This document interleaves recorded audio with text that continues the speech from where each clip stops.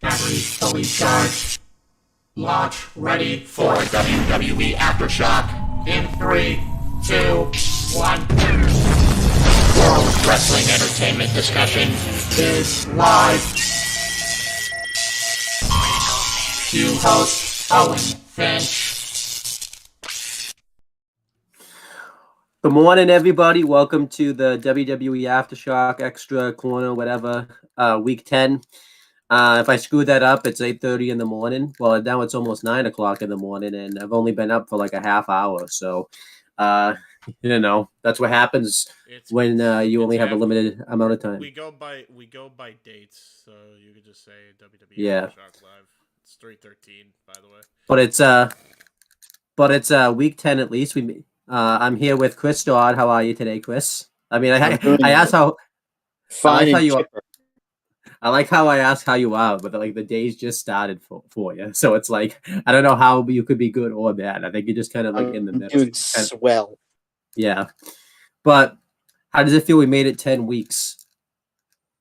Shocking. Yeah, I thought the show would have been done within like 2 weeks. But we made it 10 weeks. Do one episode and then wait 6 years, then do another one. Yeah. But no, we made it 10 weeks. We have a lot of stuff to cover today. We have obviously Raw, SmackDown, Main Event, NXT, and NXT Level Up. So we're going to make sure we cover all of those. And let's go through Raw. And this is typically that time, Chris, where I tell you you're doing the Raw notes. And it's like completely last minute. You don't even expect, you're not even ready for it. Nope. But that's not the case today because there's a rule on the show where if you go to the show, you do the notes. That's a rule. You make it seem like it always wasn't a rule, but it's always been an unwritten rule. You jipped me out of Raw notes this week. Don't worry. You could do NXT. You could do NXT or SmackDown. I'm not doing NXT. So you're doing SmackDown then, okay? But yeah, let's cover Raw. I was at Raw. I was at TD Garden. Give you a little back history behind it. So I think I knew I was going to that Raw for like a month. It was me, my brother-in-law, and one of my sister's friend's husband. And this is great how it happened. I'll just start telling the story. So originally my sister, brother-in-law, and I were all going to go. I think we had known Raw was going to be there. I don't know when it was announced, but we knew in like January because I think that's when Raw was announced to be at TD Garden. So we didn't talk about buying. I think I tried to ask you to go, Chris, but I asked you like way too far in advance. You're like, just like I don't know, man. I feel like you weren't even gonna go anyways. So like I would have been gypped, and you got gypped. You got a pretty freaking gypped, by the way. Like you completely missed out on a great experience. But that's your life. I'm not gonna judge you, even though I judged you all day. But I was in the I was in the moment. So that's why there was some judging going on there. But then, yeah. So then, like maybe a few weeks went by, and my sister's friend's husband was starting to talk about. He used to be like a big wrestling fan. Now, why don't you guess what era he watched? I think it's pretty easy to guess. Attitude Era. Yeah, Attitude Era. He was talking about that segment when Stone Cold Steve Austin, I think, threw the Intercontinental Championship like off the bridge in New Hampshire or something like that, and he like lived not too far away from it because I think Raw was like in New England somehow that week, and he went to like the bridge in New Hampshire or something. I'm not sure because I don't know New Hampshire obviously by locations and stuff, but and I luckily he was kind of drunk a little drunk at this time, so I just went, we should totally go sometime, and of course he agreed to it. So he was kind of committed at that. I mean, he obviously wanted to go anyways because he had never been to like a wrestling event before. So I think the next time I saw him, he brought up the fact that while going and stuff like that, we're gonna have this great time. And That's why that's why I stopped bugging you about going there. I bet you were thinking like, wow, Owen hasn't bugged me in a while to go to Raw. I thought you would have been up my ass by now, but nope, that wasn't No, the I case. wasn't. But then what happened is this is pretty cool story right here. So we bought the tickets. I think it was like a week before it was announced John Cena was going to be there, and thank God we did that because I don't know. You saw the pictures, I think, on that I posted on my Facebook page. The seats were pretty close. It was like not directly behind the commentary table, but it was like a few. It was like floor seats. A few, like maybe as far like maybe from like your neighbor's house directly in front of you. To like your house. So that was pretty cool. I think that's the closest I've ever sat to like a Raw or like a SmackDown before. Because I've sat front row like a house show, but not for like a Raw or a SmackDown. Yeah, it's different because you can easily get those tickets for house shows and whatnot. Yeah, it's extremely difficult to get seats like that for a Raw or a SmackDown. I mean, the seats aren't very comfortable though. They're like the no, they aren't. Yeah, like because they're like you fucking not. But yeah. So we would because I think right after Cena was announced, like the tickets started going quicker, obviously, because everybody. I don't think anyone like in Boston had ever seen John Cena live for like years. I think since Survivor Series, no, Money in the Bank 2014 actually. Might have been sooner than that because I'm pretty sure when John Cena was last at TD Garden, he was the last time I saw him was when he was doing his U.S. Open challenges. So that's the last time I saw him live, I think. Yeah, so then this gets even cooler. So I was going into work to help my brother-in-law do stuff and things like that. And my brother-in-law has like a weekly call with his boss and stuff every week. And his boss was like, so what are we doing to help like pay for Owen Finch to come in and all that type of stuff? And he's like, oh, I've just been taking him out to lunch and things like that. And then he casually brought up that we were going to Raw and stuff like that. So then I think like right after like we got in the car to leave and stuff, basically the company said, hey, we're just gonna pay all the expenses to for Raw and things like that. So I got to go to Raw for free pretty much. Like the ticket was free, the t-shirt I got was free, the beer was free, and obviously the food I got was free. So I basically got to do Raw for free, which obviously I haven't done since I was in like since I was like 11 or 12 years old. So that was really cool. And I know you're gonna say, well, wait a minute, have you been to Raw since then? Well, those weren't free. So because I didn't have the luxury when Raw came to town during my birthday time or anything like that. So that's pretty much how everything happened. We got to the venue, I think, at like 6:40. We probably got there too early because the show didn't actually start till 7:30, but we had to go into Boston anyways. You can't really like pick a time when to go because there's traffic going to Boston anytime during the day. You could be stuck in 3 hours worth of traffic, or you could be stuck in 2 minutes worth of traffic. Yeah. So Boston traffic absolutely sucks. Yeah, but we got there. We obviously got the food and everything.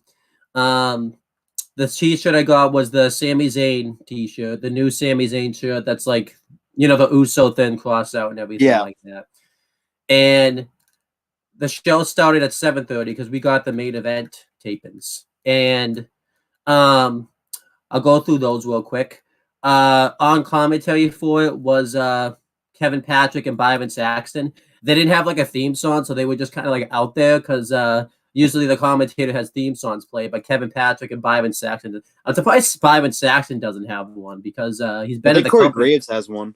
He does. He did. It's the After the Bell podcast theme song now, which I think is generic as hell. I think he should just have NXT were great.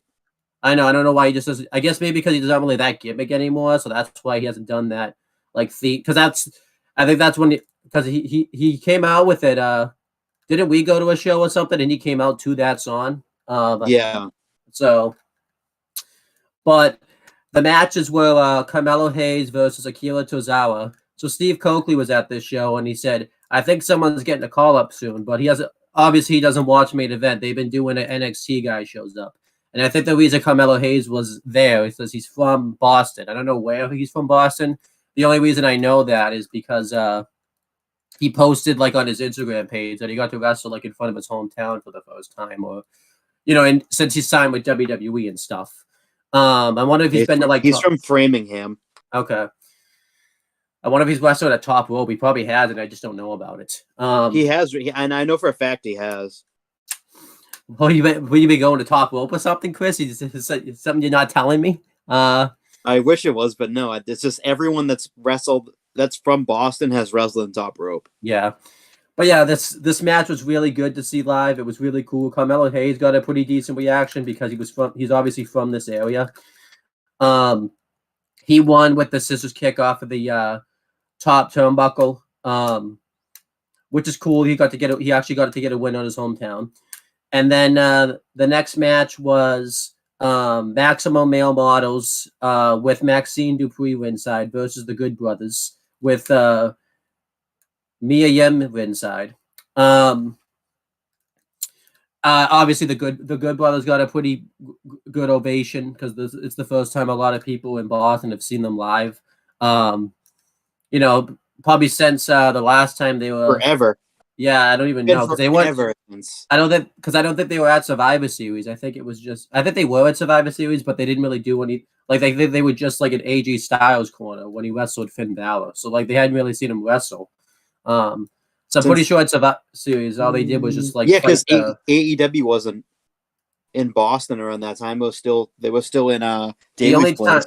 Yeah, and by the time they were in Boston once, but I think the Impact partnership had ended by then, so they actually weren't there. So yeah, which is unfortunate. But the Good Brothers, they won with the Magic Killer. They beat Mansoor with the Magic Killer. They did a thing where Mia Yim chased Maxine Dupree to the back, which was cool. So that was main event. That was pretty fun. And then everyone got confused because I know this because I've done it. They do this thing, as you've probably seen, Chris, on USA Network, like 10 minutes before Raw. They'll like advertise the show and everything like that. So everyone like got up to their feet thinking Raw was on, and they're like, "Okay, what's going on here?" Like they didn't know what was going on. Like they did the 10-minute fucking thing before. Yeah, there was like all this confusion and everything like that. Then the show started. Then this is when Corey Graves himself comes out. Byron Saxton had to go to the backstage, which I think Corey Graves was probably loving the fact he got to take his place, got to kick Byron Saxton to the back. Corey Graves got a pretty good reaction. He didn't get booed or anything like that. But thank God I didn't have to hear the worst commentator of the year do commentary though. That was awesome. That was the worst. He was voted the worst commentator of the year. So not Chris Jericho. He was the best. Apparently he was one of the best. So, but then the show started. We didn't get like the opening pyro, which was disappointing. Because SmackDown got it like a few days later. So, it actually started with the match. It started with Kevin Owens versus Solo Sikoa. I think this is the first time I went to like a Raw where it started with a match. It always usually starts with like a promo. I think this is like the first time I ever went to like Raw that started with a match, which was cool. I will talk about it because I didn't know about it at the time.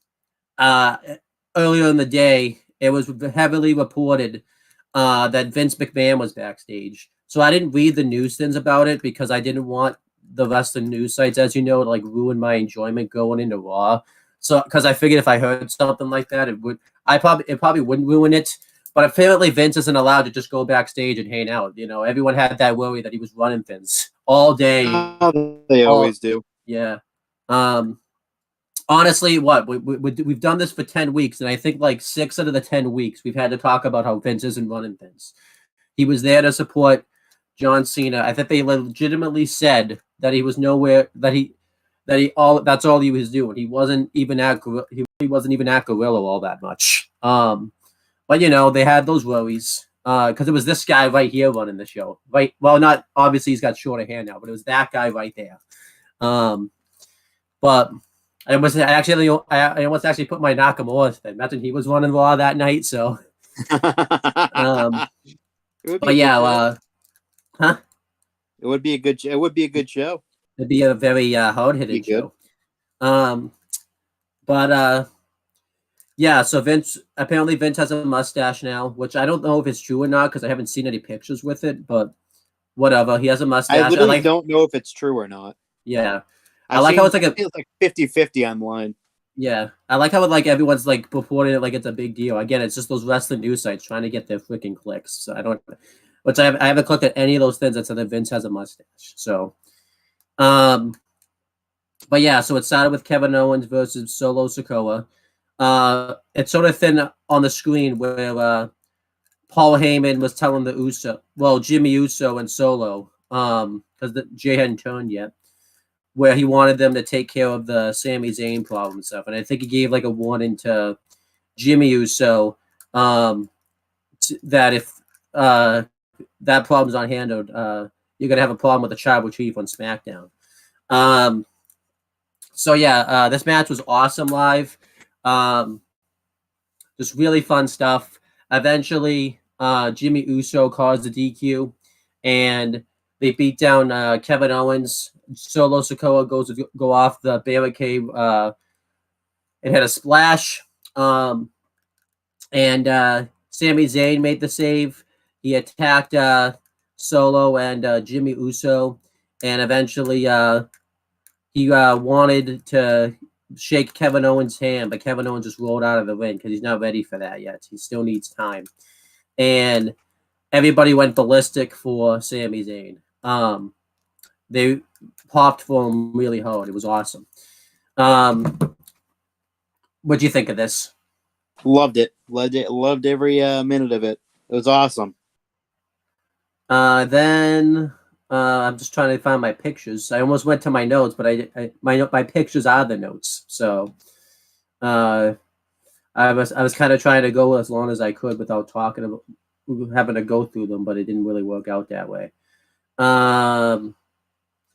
I believe they did a thing backstage with Bobby Lashley where he basically called out Bray Wyatt to be a man. It was kind of like whatever. We didn't really react to a lot of the stuff that happened, obviously, on the Titantron or anything like that, because you can't really hear it, obviously, in the arena as well. So, and then Carmella was backstage. Her and Chelsea Green were going back and forth. They were talking about how crappy of a manager that Adam Pearce is. And I love it because you see Adam Pearce walk up to them, and he obviously doesn't want to deal with Chelsea Green, so he just walks away off screen. And then Chelsea Green offered to be in Carmella's corner for her match tonight with Bianca Belair. So we had that match. That match was good. Bianca Belair won with the KOD. After which she got beat down by Chelsea Green, and then Asuka came out and spit blue mist in Chelsea Green's face, and obviously she was upset about this, and they're having a match tonight for it. Well, Bianca and Chelsea Green are having a match tonight, not Asuka and Chelsea Green, because they already did that match, so we don't need to see that again. What do you think of that? And the Bobby Lashley promo, I forgot to ask you about that. Bobby Lashley promo wasn't. It's kind of standard at this point. But yeah, it's okay, and the match was fine.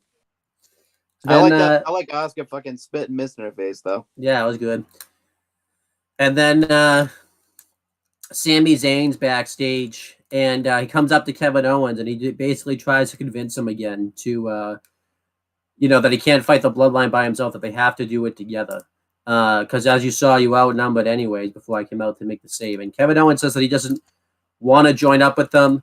He said the last time we were here, you joined the Bloodline, or basically were acknowledged into the Bloodline at my expense, and he just doesn't trust him. And it was just very sad. I was very sad. We all wanted Kevin Owens to join up with Sami Zayn, and it just didn't happen. We were very sad. What did you think of this? It was sad. It was. It truly. It was a sad moment in time, Yes. but it's gonna get better. I know it. Then we had the face-off between between Logan Paul and Seth freaking Rollins. The Miz was out there to be the moderator, because he's the host of WrestleMania. He feels like he's got to do that. So if that's what he feels like he has to do, he can do that if he wants, I guess. And they did like a thing that showed like Rhea Ripley. I think they were doing like the sign of the week or something. I don't even remember what that was because they do that a lot of that when you go to Raw and stuff. Like a lot of do your best John Cena's, do your Stone Cold Steve Austin's and all that. And Seth Rollins, I don't know how great it came off on TV, but he was like over. Like other than it Cena, was insane.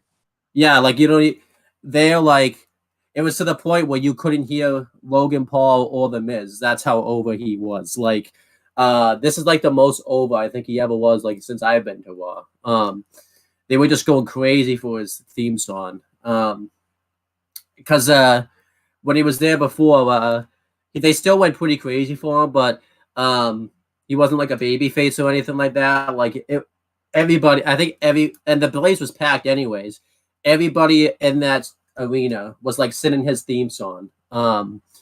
And yeah, basically, Seth Rollins basically repeats everything that he said about why he hates Logan Paul and threw jabs about the fact that his brother lost his boxing fight. And Logan Paul was throwing jabs at Seth Rollins, saying that he accomplished everything quicker than Seth Rollins. And Seth Rollins is just jealous of him for it. So Rollins challenged him to a match at Mania. And The Miz was trying to get in there and saying that he can't do that. He can't just make his own matches at WrestleMania. I'm the host. I make the matches. So it led to Seth Rollins attacking The Miz. I think The Miz and like Logan Paul tried to double team Rollins, but Logan Paul wasn't having it. And eventually Rollins fought off The Miz and Logan Paul knocked out Seth Rollins. That place booed the crap out of Logan Paul when he knocked out Seth Rollins. It was really good stuff. The segment was awesome, especially seeing it live because of the whole everyone being into Seth Rollins' theme song and everything like that. But what did you think of this? This was awesome. I thought it was a great segment. Seth being insanely over was not a surprise to me. Yeah, I hope he kicks Logan Paul's ass. Yeah, me too. Then we had Almas versus Dolph Ziggler. Doing the thing on the ad break, you didn't see this, but they had you do like the best Rock eyebrow impersonation. But during the match itself, so apparently Mustafa Ali set this match up. He went to Adam Pearce and put in a good word for him to have this match happen, which Dolph Ziggler was not very happy about. And Mustafa Ali was in the crowd watching the match with a Dolph Ziggler sign, which I think I did see it, but I thought it was weird someone had a Dolph Ziggler sign because it was like really random.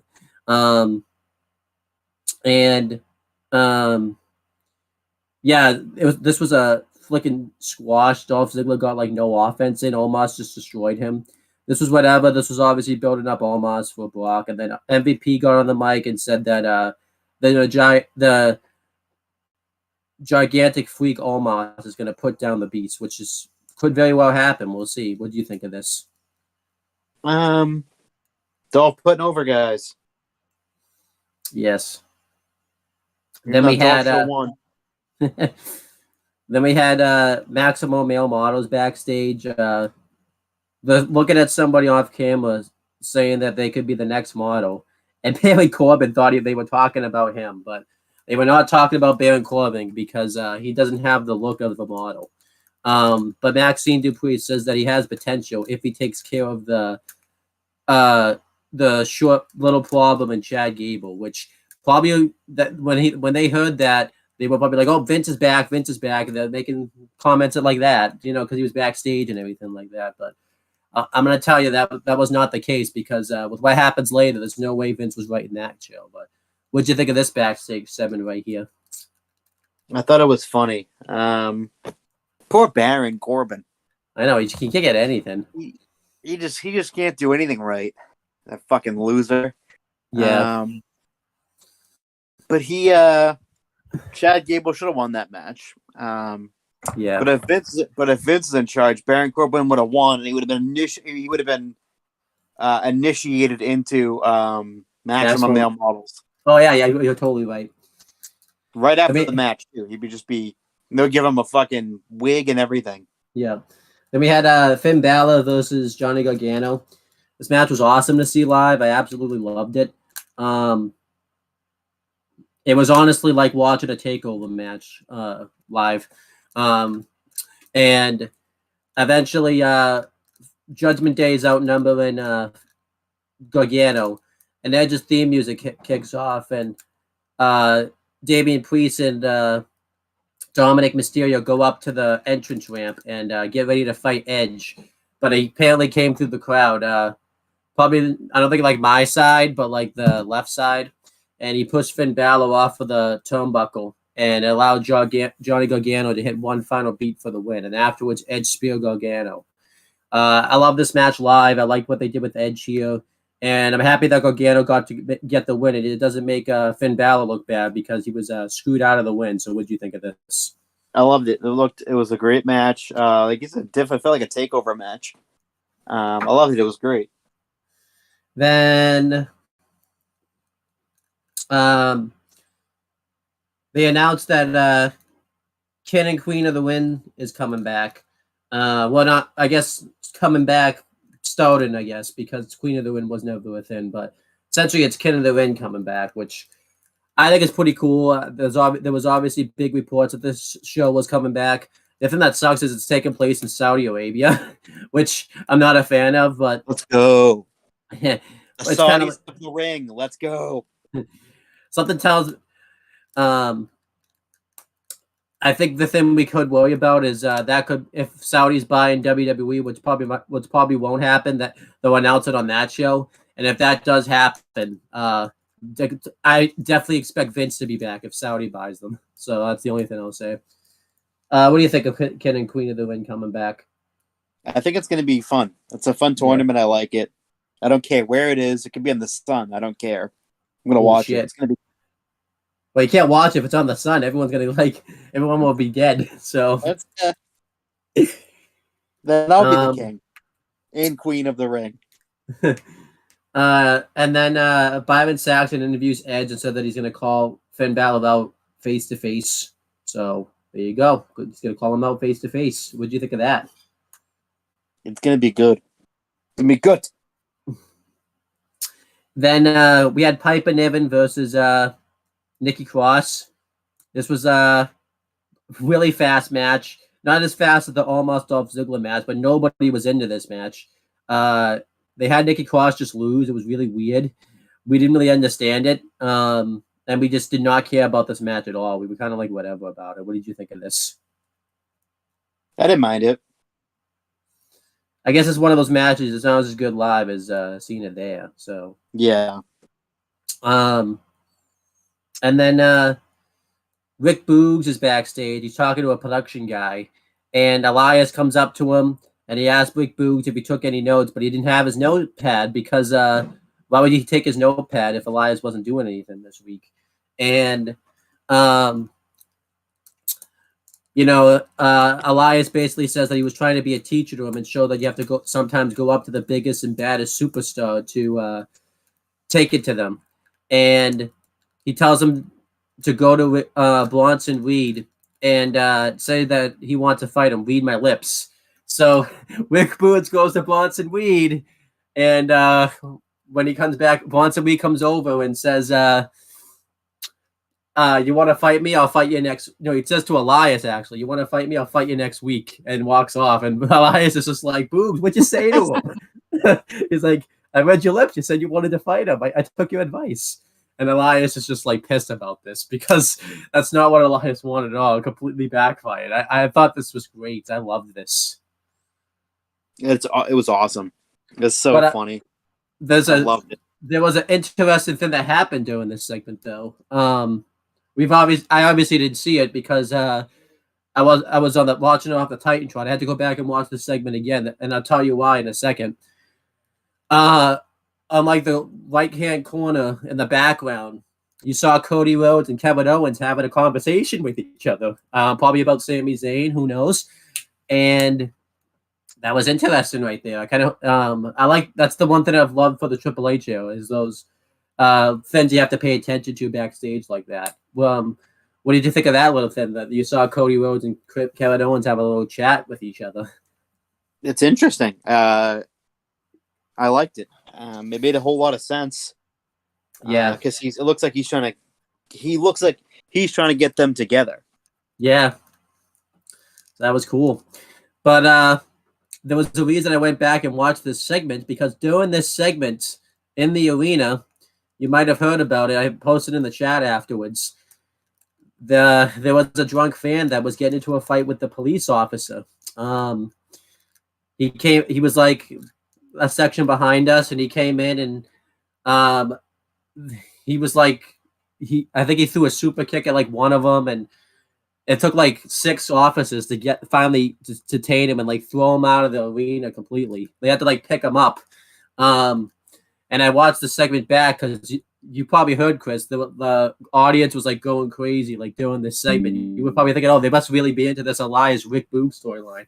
That was not the case. It was because there was a lot of commotion, as you could tell, going on in the arena at this time. So, hearing that, does that make more sense? Yeah, it does.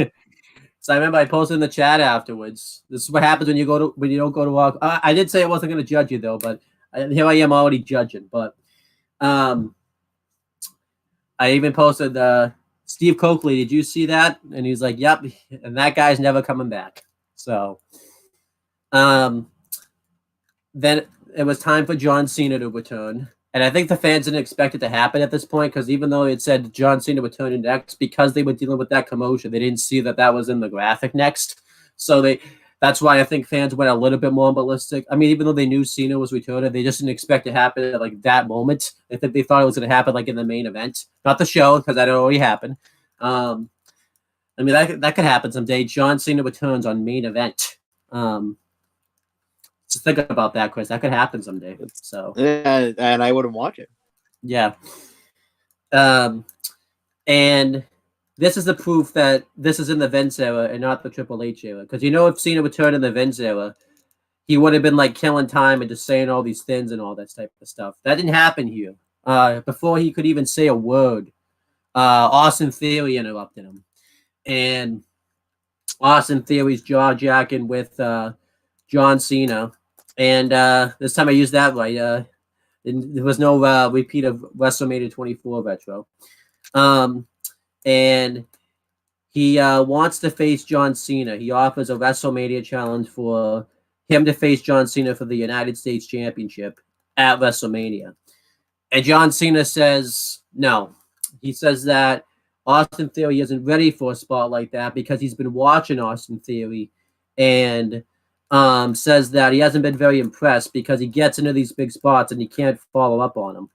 And he said that he thought he would get exposed easily if he faces John Cena at Mania. And he says that no matter what, it's a lose-lose situation for him, because if he loses, he went into that match at Mania and choked, but if he wins, he has to deal with the backlash, which is funny because the backlash is the next pay-per-view anyway. So we'll have to I wonder if Austin Theory will instantly get booked on Backlash if he not WrestleMania Backlash too. It's just Backlash. Yeah, and he says that he'll have to deal with the backlash of the loss at WrestleMania.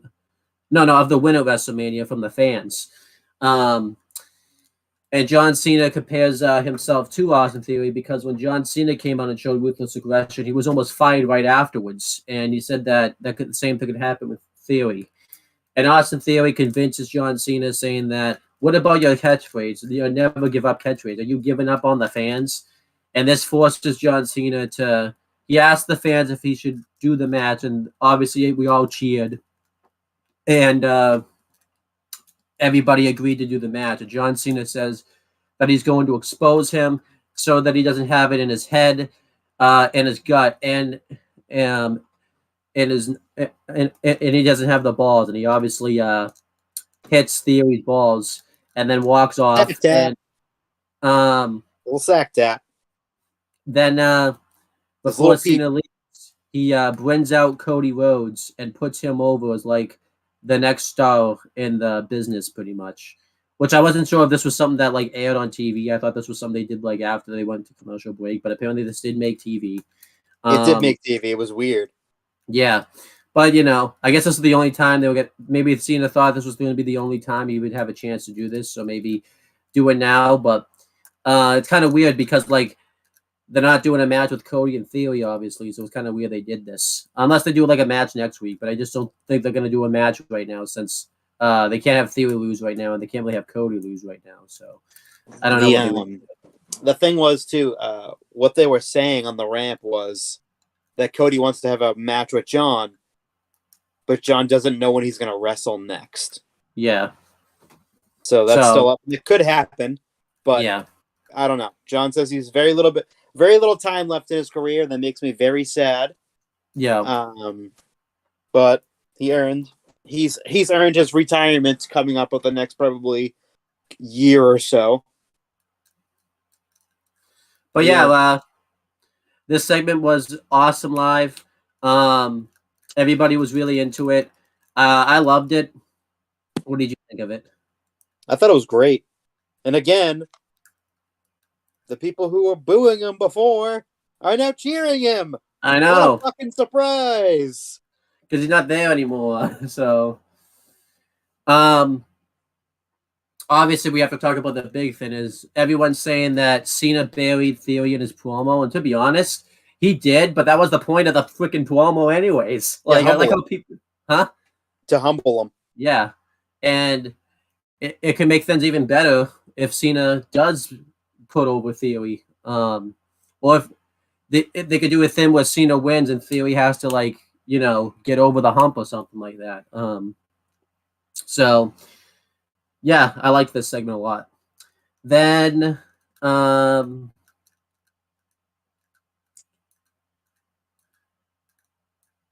me think. Okay, that was Cody. Yeah, then Sami Zayn gets interviewed and talks about how he has to rebuild himself because this is the very same arena where he was acknowledged into the bloodline, and it's the very same arena where he's going to take down the bloodline. What did you think of that? That was good. I loved it. Sami's super over. He is. No matter what this fucking guy does, he's going to get cheered. Then we had Chad Gable versus Baron Corbin. This is proof right here that Vince was nowhere near this product because Chad Gable made Otis tap. No, not Otis. Baron Corbin tap out in like 3 minutes. It was awesome. We all were shocked that, like, not that Gable won, but how quickly he won. And yeah, I loved this. This was great. It gives me hope that this tag team's not, the Alpha Academy tag team is not breaking up. Or at least if it does break up, like, Chad Gable wouldn't get, like, lost in the shuffle right here. So what do you think of this? I liked it. Again, it's getting Chad Gable a nice win after that fantastic match that he had with Cody. Gets him a nice win back. But yeah, I liked it. And yeah, Corbin doesn't get to join Maximum Male Models, which is kind of sad. Yeah, because I think he'd fit right in with everyone having luscious locks, but him. But yeah, he's not joining that group. And then Lita, Becky Lynch, and come out to do a promo. They talk about how happy they were to win the Women's Tag Team Championships and how Lita made history. I don't know what she did to make history. All she just did was win a tag team title. I keep thinking that to myself. Okay, so she made history. Like, what exactly did she do to make history? History. That's what she did. And you can't really fault the writer because Lita's saying this stuff unscripted. I just don't know what Lita did to make history. She made history. Yeah. She was just a history. That's all. They bring out the person that helped them make history, and that's Trish Stratus. It was crazy. It's the first time I've ever seen Lita or Trish Stratus live because when I started going to wrestling events live, they were out of the picture at this point. So I might have seen Lita live before, but I don't think so. I guess I did see Later live because she presented the new the Raw Women's title now at WrestleMania 32. Shows you how memorable that was because I completely forgot about it until just now. It's definitely the first time I've seen Trish Stratus live because I don't think she even showed up at WrestleMania 32. Unless it was like a backstage segment. But if someone shows up backstage, I don't really count that as seeing them live because they don't actually come out or anything like that. Trish Stratus said that she was happy to play a part in taking down Damage Control. Then Damage Control come out, and Bayley talks about how Trish Stratus got involved in the business that didn't involve her. And Trish Stratus says that she's warned her back at, I think it was what? It would have been August because it was right before Clash at the Castle. That there'd be consequences if you mess with us. And they Becky, Lita, and Trish challenge Damage Control to a 6-woman tag match at WrestleMania. And Bayley accepts, and Io and Dakota aren't very happy about this, and it leads to a brawl where the baby faces fight off the heels. I like this segment live. It was good stuff. What did you think of it? I liked it. It was good. I didn't mind it. They're clearly going to break up Damage Control probably after WrestleMania, which I don't really mind because I feel like they were just kind of there to kind of get Io and Dakota Kai's like foot back in the door on the main roster. I could see them turning on Bayley and Bayley could becoming a babyface out of it, but I don't think they would. I don't think they would break up as a tag team. I think they would stay like a team. So it's not the Shawn Michaels method where they break up every tag team in NXT and then they're not. Then at least we would still have if Damage Control somehow as like a team. So what do you think of it? What do you think of I think that could happen. Yeah, I think it could happen, but I'm hearing other things. And as you know, Chris, I follow some Instagram pages that try to book like woman segments. You're gonna laugh at this one. I completely forgot this was a faction, but someone said they would have rather seen. Remember the faction, the Welcoming Committee? Remember that great faction right there? Oh yeah, the Welcoming Committee. Someone said they'd rather see that match, Welcoming Committee versus Damage Control, if they booked it well versus Becky Lynch, Lita, and Trish Stratus. I'm like, wait a minute here. Okay, but maybe if you booked it well, it'd be right. It would be nice, but there's no booking in the world that would make me want to see the Welcoming Committee versus Damage Control over Becky Lynch, Lita, and Trish Stratus versus Damage Control. Like, you guys have to be on something if you want to see that. Yeah. Like, honestly, I'm glad this is the same person that tried to book like Liv Morgan into the Triple Threat Mania match I showed you, and have like Rhea Ripley lose a big match. Like, fuck that. This person should never be he should never be allowed to fantasy book again. He should be unfollowed on all social media. Just do not follow this person. I don't know. This is an example sometimes where just because you're a wrestling fan doesn't not give you the right to book stuff, because that's just not good. That's not good booking right there. What do you think of that fantastic booking that he just said? Awful. Then they advertised next week's Raw. They announced that Edge is going to call out Finn Balor. They announced that Elias is going to face Bronson Reed, and they announced that Bianca Belair is going to face Chelsea Green. And then we had Jimmy Uso versus Sami Zayn. This was awesome. Everybody was into this match. This was a match that had a lot of build-up behind it. Eventually, Jey Uso came out, and the fans looked over because I think we didn't see him, but I think people saw that Jey Uso was like, in the crowd somehow, but it wasn't time for him to actually come out yet, so it was kind of ruined a little bit. But we also thought that another fan was doing something because of what happened earlier, but it was actually Jey Uso this time, and he stands on the announcer's table, and this distraction causes Sami Zayn to roll up Jimmy Uso for the win. And they do a thing where you think Jey Uso and Sammy hug, and they hold up the one bloodline sign, and you think that Jey Uso has joined up with Sami Zayn, and unfortunately, that was not the case. Jey Uso super kicked Sami Zayn. We were all surprised about this. I was like, "Why, Jey? Why? Why are you doing this?" And he beats up Sami Zayn. Solo Sikoa runs back out, and the Usos and Solo are beating up Sami Zayn. I'm just so aghast that I still can't believe it. And we all wanted to be Kevin Owens to come out. We're all hoping for Kevin Owens to come out, but it was Cody Rhodes instead. We still popped for it. And I actually liked this because in the Vince era, this probably still would have happened, but it would have been random because they wouldn't have done that Cody Sammy segment they did right before Elimination Chamber. So here it actually made sense because Sammy and Cody have at least been together on screen. Because in the Vince era, Cody would have just came out and it wouldn't have even made any sense. But Cody runs out and the Usos and Solo Sikoa take off, and that was basically it. They didn't do a dog match or anything afterwards, which was interesting. I thought they would have, but they just did a thing where Cody and Sammy walked to the back, and Sammy was the last person whose theme song and everything played before the show ended, which was awesome. And this segment was awesome. I remember we predicted that this was going to be the week that Jey finally turned, but I didn't think it was going to happen on Raw. I thought it was going to happen on SmackDown. But I'm happy about it. But it made sense too because it was in the same arena where Sami Zayn was accepted into the Bloodline. So I like that.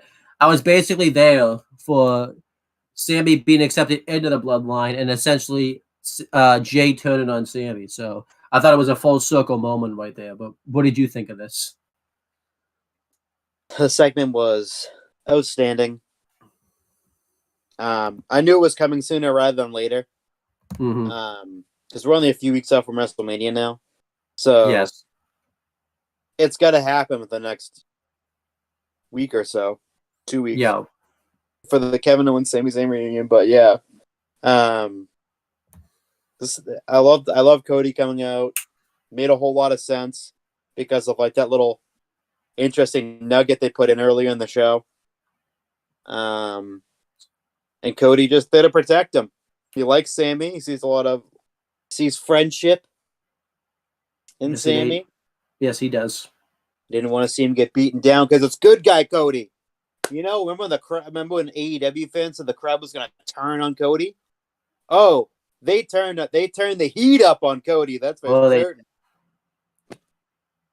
They did the WWE fans did the exact opposite of what the AEW fans did. Yep. Because when Cody started getting popular in AEW, guess what? They fucking turned on him. What happened here? He got popular. Well, he was already popular to begin with. He just got even more popular. Well, to be fair, it's all the AEW didn't really help Cody's case in that. If anything, though, it should have. Cody was kind of set up for failure here, though, because you would have thought by now they would have turned on him because of the whole Sammy getting so popular thing. But if anything, you could, if anything, they're embracing Cody even more. If anything, oh yeah, you would have thought insane amounts. Have they embraced him? Yeah, because you would have thought that because everyone was making that Mania 30 comparison to what's going on now, but I feel like this isn't even the case now because again, I said this before, so I'm not going to repeat it. This is not WrestleMania 30 all over again because everybody forgets that Daniel Bryan was not even going to be in that storyline at WrestleMania 30. He wasn't even going to touch it. Here, Sami Zayn was always going to be here. He was always going to be somehow in this Bloodline storyline. So that comparison just needs to stop right now. It's not even close. It really isn't. Yeah. But yeah, let's do our letter grades for Raw. I'm gonna give Raw an A. I think I love this show live. It was awesome. It felt like very good crowd interaction, and it was just fantastic to see. What do you think? I'll give it an A also. Like, this Raw was excellent. Yeah. From really top to bottom. Like, obviously, like, almost needs a squash, but like, yeah. And Gable needed to get a win back. But other than that, there was no like really terrible segment or match on the show. Other than those two, which I really wouldn't classify those as being awful. Yeah. I mean, I got to see it was a really, really great show and a great ending. I got to see a fan get into a fight live too, so you can't go wrong with that. So, and you got the fan got his ass kicked too. So, as he deserves it. Yeah. Now let's go through NXT. At least we got a better NXT this week, which is obviously pay per view. Yeah, I think that's a premium live event on USA Network. It's premium. It's no longer pay per view. It's premium. Yeah, you gotta remember that PLE premium live event. But this was Roadblock. We had the commentary team of Booker T and Vic Joseph. They were pretty terrible as usual. Mainly Booker T. Vic's not bad. I like Vic. Yeah, I guess I just say they because I feel like it just sucks because Booker T just drags Vic down because he's so terrible. You know what I mean? Like, because there's points in the show, like I say every week, where Vic can't get an answer out of Booker T when he asks him a question or something, and Vic can't really talk. Like, honestly, they should have just. I don't know why they didn't just put Byron in NXT because Byron's there anyways because they do level up. So why not just have Byron commentate? Like, it doesn't make sense. It just or just add him to the booth. No, Booker's just so bad he needs to get off the booth. You gonna tell me you don't like the greatest commentator of all time, Booker T? Are you gonna tell me you like the worst commentator of all time in Booker T? He is the best. You can't tell me you don't like his Fave 5 or his Shocky Ducky Quack Quack. Come on. We had the intro though. By the way, since we're still on the topic of Raw, James did comment earlier how I was a lucky bastard that I got to go to Raw for free. I think that was the comment that he was referring to. I know. But we had the intro package. I typically say that WWE knocks it out of the park with the intro package. Not here, though, because we had to hear Tiffany Stratton talk during the intro package. And she was just pretty terrible as usual. I don't remember exactly words. Let me do my impersonation of a chalkboard real quick while I search up for plugs later in the show. That's what it sounded like anytime Tiffany Stratton's on the mic. Continue. What do you think of Tiffany Stratton right here, Chris? She might be getting better, though. You know why? Because Saray was working with her. Ah. That makes sense. Before Saray left, she was like, that was one of the people that she was working with. Yeah, well, so we'll see. Then we had the first match on the show. It was a jailhouse street fight. It was Tony D'Angelo with Stacks versus Dijak. This match was great. I absolutely loved it. This was 4 stars. There was just an absolute fight, an absolute war. Tony D came out with a nightstick, and he tried to beat down Dijak with it, but Dijak fought him off, and it was just absolutely insane.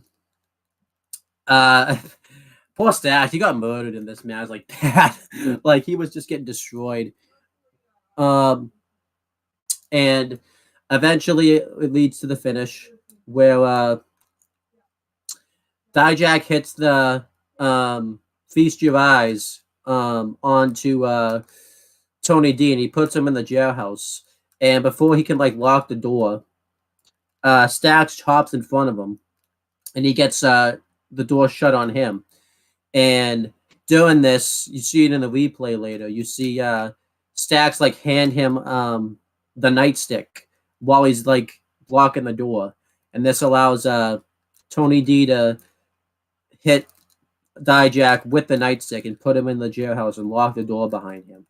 And yeah, this was great stuff here. This is a great opener. I thought it was the best match of the whole show. because I just cared about it the most and everything like that. But what do you think of this? It was great. I loved it. Again, it's a trend for NXT recently have really kick-ass openers, and this is one of them. I give it 4 stars. Yeah. Then Roxanne Perez gets interviewed and says that she needs to beat Meiko Satomura.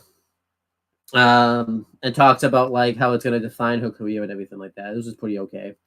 Then we had Kiana James at her office, and Josh Briggs comes in and basically tries to go to bat for Brooks Jensen. I almost said Josh Briggs by accident. Like, yeah, that wouldn't have made sense to go bat for himself. But let's see if he's a heel. Yeah, and there's flowers on the on a desk. I think they said this office was different too because they made comments about it, like how the office was bigger. I don't know if they in IRL they just filmed this in like a different location, or whatever. But they made like a comment about it, saying like business has been going really well. Like, do we ever know what she does, like what business she owns, or do they just expect us to know that? Because they've never said they it just before. expect it.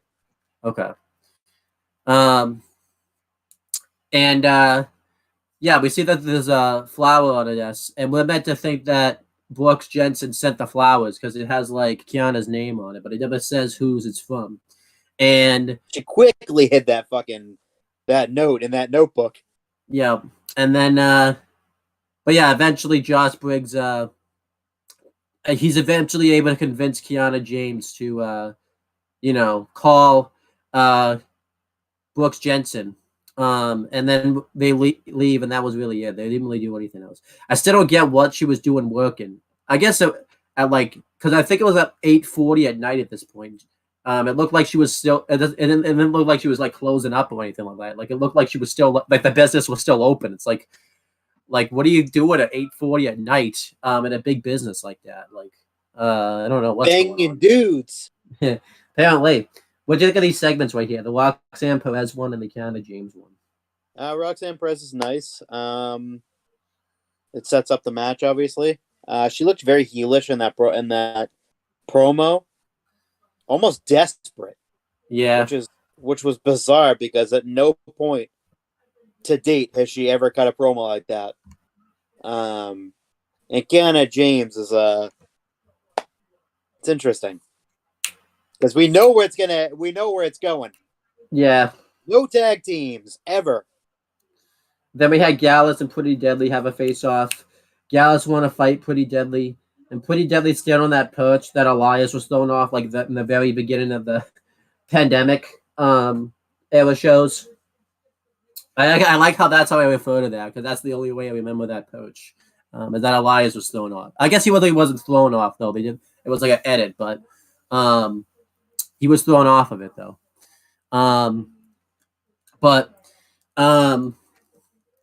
They're standing there and they basically say that those tag team titles belong to Pretty Deadly and Gallus go to fight, challenge them to a fight. They actually do go down there and fight them, and Gallus fight them off. The segment was pretty alright. It's probably the best segments that they've done in my opinion. Between Gallus and Pretty Deadly, and yeah, it was just pretty okay. Nothing really wrong with it or anything. It's setting up a title match for next week, so that's cool. I kind of hope they just win the title match and they move on to another team, but I don't think that's going to happen because not WrestleMania, but Stand and Deliver is like a few weeks away. I just don't see them plugging in another tag team in there. They might as well just. I don't even know why they're doing the match next week. Why not just wait till Stand and Deliver at this point? But what did you think of this? I thought it was okay. I didn't mind it. Then Lyra Valkyria did a promo. I honestly don't remember this at all. I think she just called out somebody, but that was it. Yeah, I mean, she should be on the fucking show instead of doing promos, but yeah. Again, I think what happened is Cora Jade took time off because I think she was feuding with Cora Jade, and then because Cora Jade's taking time off, she's kind of in limbo right now. They did a thing where Stevie Turner called her out. We haven't seen Stevie Turner since then, so I don't know what's going on there. Then Ilya Dragunov does like a promo saying that he's going to injure Jordan Devlin almost did it. I almost did it. I almost. That was Yeah. I saved myself. We don't need another Katana Chance repeat. We don't need that. What do you think of all? What do you think of both of these promos? I didn't mind them. They were good. Then Good Dragon Lee promos. debuted. They showed him in the crowd the old NXT Takeover way. And yeah, I was happy to see him. I like the way he debuted. I could say I would have preferred him to debut like in a match or something, but this is I liked that it was like back to the old NXT Takeover like way. But what'd you think of it? Yeah, I liked it. I can't wait to see Dragon Lee. I'm excited. He just made his debut the other day on the NXT House Show loop. Yeah, I expect him. I don't think he's gonna do it, but I expect one of these, like Wesley. The way I think we're actually debuting a match, is Wesley will do his North American like open challenge at Stand and Deliver, and he'll like accept the challenge and possibly win the championship. Because I think that'd be cool. That'd be awesome. And they put on a barn burner too. I was looking at this and I couldn't believe it. There was like this is a big pay-per-view, right? And we went like almost a half hour with no wrestling on the show. This kind of proves to me that Triple H is nowhere near NXT because Raw and SmackDown are very wrestling heavy shows. And the fact that we didn't get like a wrestling match for like almost a half hour was bad. I typically wouldn't say anything about it, but the fact also too, this was meant to be like a premium live event on TV, and we didn't get a wrestling match for like 15 minutes. I thought that was kind of a problem. Do you have anything to say about that? Like, I feel like we should have not gone it that long without a wrestling match. Yeah, I mean it's whatever. But yeah, then we had the Creed brothers and Braun Breaker with Ivy Nile inside versus Jinder Mahal and Indus Sher. This was a very good match. I liked the team of the Creed brothers and Braun Breaker. I thought they worked very well together. Eventually, they win. Braun Breaker, the Creed brothers win when the Creed brothers hit their tag finisher on one of the Indus Sher guys for the win. During the match, Carmelo Hayes did commentary for it, which was cool. He didn't really say much, but he was there. So, what did you think of this? I give the match like 3 3/4 stars. It was very good. Another good match. I mean, they need the Creed brothers needed a win again. Like they looked bad recently. Yes, they have. But yeah, I thought the match was pretty solid. Then we had the Grayson Waller effect with Shawn Michaels, and this should have main evented, especially with what happened in it. I don't know why it didn't main event, especially with what actually main evented. I feel like the way they ended it, but they should have ended it with this segment right here. But maybe they thought like everyone would have been so distraught, but it's freaking Shawn Michaels going out there. I don't think that's the case, but whatever. Maybe Shawn Michaels doesn't want to take the spotlight for himself, but he didn't go live this time. He hasn't been going live on the past few like Grayson Waller effects on like Instagram. Like they usually do a thing where he's on Instagram live. I think he hasn't done it the past few ones. I don't know. He did it on the book. He did this time. So I did watch this after the show had already aired. So maybe it's like I went on it, but it's like 30 seconds ahead. Yeah. Or like a minute ahead. So it's like I got off of it. I'm like, I don't want to see I don't want to see the person who obviously is gonna face Grayson Waller. I thought ahead of time. Yeah. But yeah, Shawn Michaels comes out and Grayson Waller wonders why Shawn Michaels isn't pushing him like a star like he is. Like he's the one that makes this brand money and everything like that. And Shawn Michaels says that it was Grayson Waller's fault that he hasn't been pushed to the main event scene because he lost at Vengeance Day and had a chance to beat Braun Breaker, but you lost. And then Grayson Waller talks about how he's surprised that Shawn Michaels is saying that to him because when Shawn Michaels was in Grayson Waller's position in the Attitude Era, he had to prove Vince McMahon wrong that a small guy like him could make it in the main event scene. Even though he was like a major douche backstage and everything like that. And Shawn Michaels says that he was that way, but he's had experience and he learned a lot through that experience, that he understands that it's the brand that makes the show, not the one performer. And he goes through all the guys that's been like in NXT and how NXT has moved on since they have left. And I did like the jab that Grayson Waller threw at Shawn Michaels, where he said that he wouldn't the only reason he has this job is because Triple H had a heart attack last. You may not have liked it, but I did like that because it's actually true, pretty much. And Shawn Michaels said that he stepped in because when his friend needed him after all that Triple H did for his career, which couldn't be any further from the truth. No, any closer to the truth. At least the ass is self-aware enough to know that he's doing a bad job and he's only there because of honor, to be fair. Yeah, pretty much. At least he's self-aware. And then, but then Grayson Waller wants to fight Shawn Michaels and challenges him to a match at Stand and Deliver. But Shawn Michaels said that he's retired. He left those days behind him, but he has someone that will perfectly fight him at Stand and Deliver. And who returns? None other than Johnny Gargano. And he goes after Grayson Waller. He goes for a super kick, but Grayson Waller backs away. And yeah, we're going to get that match at Stand and Deliver. I think it makes all the sense in the world because I think Gargano deserves some type of match, and the Mania card's way too loaded for him right now to be on. I just don't know where he really fit on the Mania card. So I think this is the best way to do it. It's kind of a way to get a proper goodbye because he didn't really get that when he left NXT, and it makes all the sense in the world because Grayson Waller took him out when he left NXT a few months ago. So this makes all the sense in the world. What did you think of this? I loved it. I loved every second of it. It makes a whole lot of sense too, storyline wise, because Waller took out Johnny Gargano like a couple years ago now. So now Johnny's back for his fucking revenge, which he's gonna get.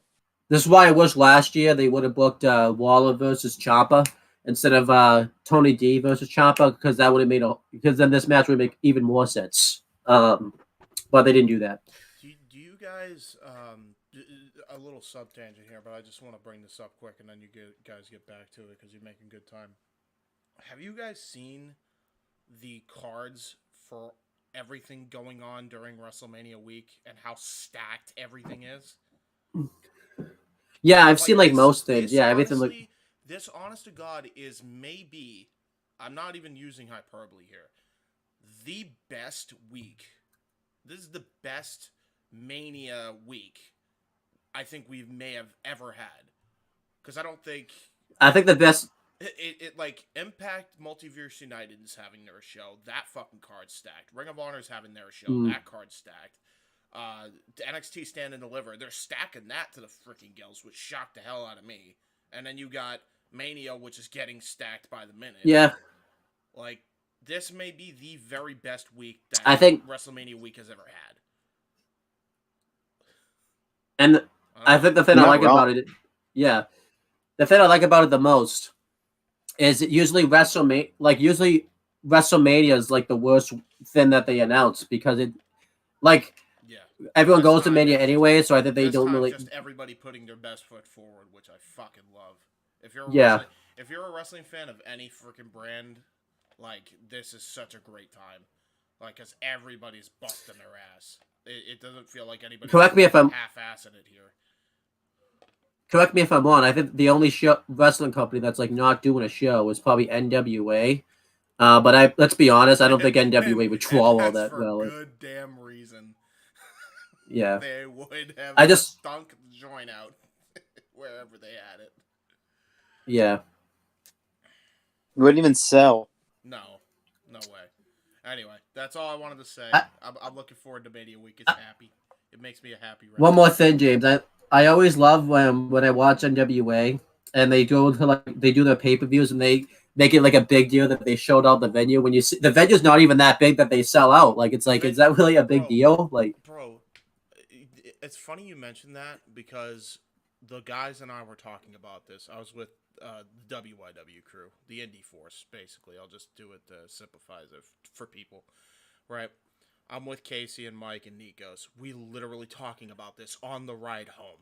We literally said it went from a professional studio shot fucking show looking like old school studio wrestling to now the shit looks like it's being run by like some dingy ass fucking college course. Like some college course that literally just graduated from video editing class. I don't know. It's Full Sail awful. in NXT, and that looked Full Sail in NXT, and that looked even better than that. Like, well, yeah, but the thing is like the NWA Power when it first started was great. It was. yeah, It was. And then, oh boy, the pandemic, and then Aldis being selfish, and then Billy Corgan just throwing his hands up in the air and said, fuck it. And now it's, if you see where the product looks today, oh boy, it's not pretty. Oh boy, is it fucking bad. That's I gross. have not watched since that NWA watch along that I had to fucking watch because somebody got sick. I haven't watched since they went to a paid subscription service. Yeah, by the way, that already failed. So if you want to watch how bad NWA Power has become now, you can watch it for free on YouTube at least. Because they're back on YouTube. But anyhow, it's not worth my fucking time. Yeah, I know. But anyhow, I'm just pointing out it already flopped. It flopped horrendously. It already. It did because they had a good thing going on YouTube, and they completely fucked themselves. Yep, they did. I agree. But you continue, and next match was Gigi Dolan versus JC Jane. This was pretty decent. I think I gave it 2.25 stars, and that's mainly because of the finish. They actually had Gigi Dolan win. I couldn't believe it. I actually did not think she was winning because she cut that fiery promo. Something tells me Shawn Michaels, like, maybe I'm kind of hoping this is what happened, that he was so focused on doing the Grayson Waller effect that like he didn't really run the show all that much, because there's no way if Shawn Michaels was like fully booking the show that Gigi Dolan would have won. You're not gonna convince me otherwise. But she won. JC Jane attacked her afterwards and got her heat back. But to be honest, I actually think this was better than having JC Jane win, because Gigi Dolan absolutely should have won this match. So I give it like 2.25 stars. Maybe that's too generous. I don't know. What do you think of this, Chris? I thought the match was good. I was surprised Gigi won, but yeah, the fucking booking JC like she's gonna be a star, which is fucking stupid, because they already have a ready-made star on their hands. Yes, they do. In the match, the fucking woman who won the match. Yeah. Then we had Fallon Henley and Brooks Jensen up backstage. They apologized to each other. And then Josh Briggs comes up, and he mentions the flowers in the vase. And Brooks Jensen has like a look on his face, like he didn't even know what they were. He's like, I don't care about that. And Kiana James calls him. He walks off and talks to her.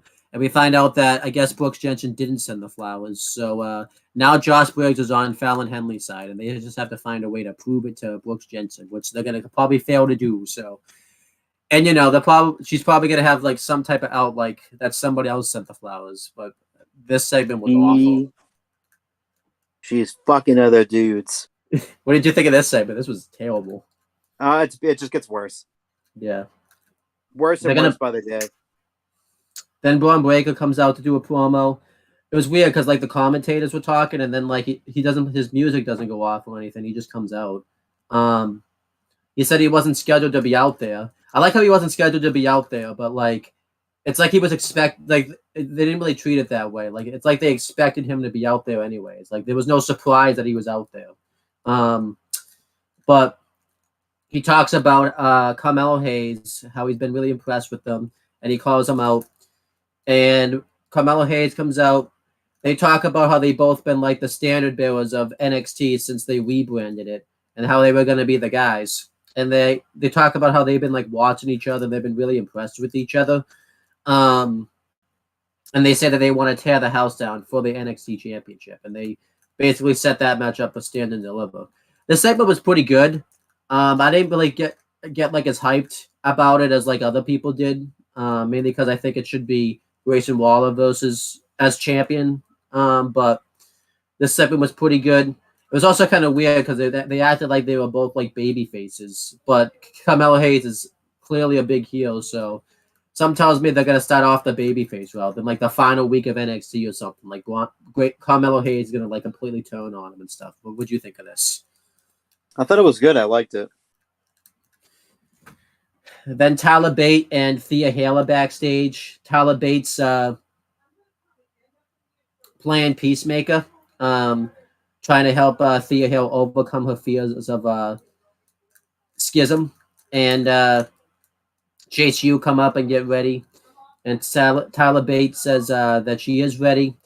And Duke Hudson has this look on his face like he doesn't believe in any of this stuff. So they kind of walk off. What do you think of this segment? The schism triggered my autism. If you want to see how that happened, watch the watch along. It was pretty funny. But yeah, what do you think of this segment, Chris? Meh. I do like Tyler Bates' gimmick that he's just like a peacemaker or something. I think that's pretty cool. Yeah. But they're not doing. But they ain't really doing much with him though. So yeah, because it sucks. Then we had Joe Gacy with Schism versus Andre Chase with Chase U. Not good. Just bad match.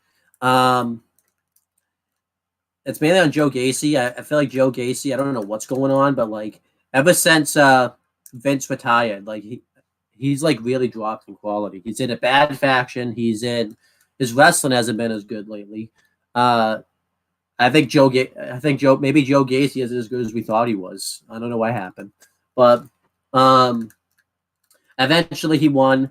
Thea Hale conquered the field of Ava and went to like attack her and confronted her, but it just distracted Andre Chase and it caused him to lose. This match was bad. I gave it like a star and 3/4. It was not good. That sucked. Yeah. And I don't think it's on Andre Chase's fault. I think this was Joe Gacy's fault, honestly. It's just not good. Yeah. Then we had Kaylee Ray and Isla Dawn do a promo. They were doing like a promo because it was like a full moon, apparently. It was news to me. I didn't see a full moon in New Hampshire, but maybe it was in Florida. I don't know what happened.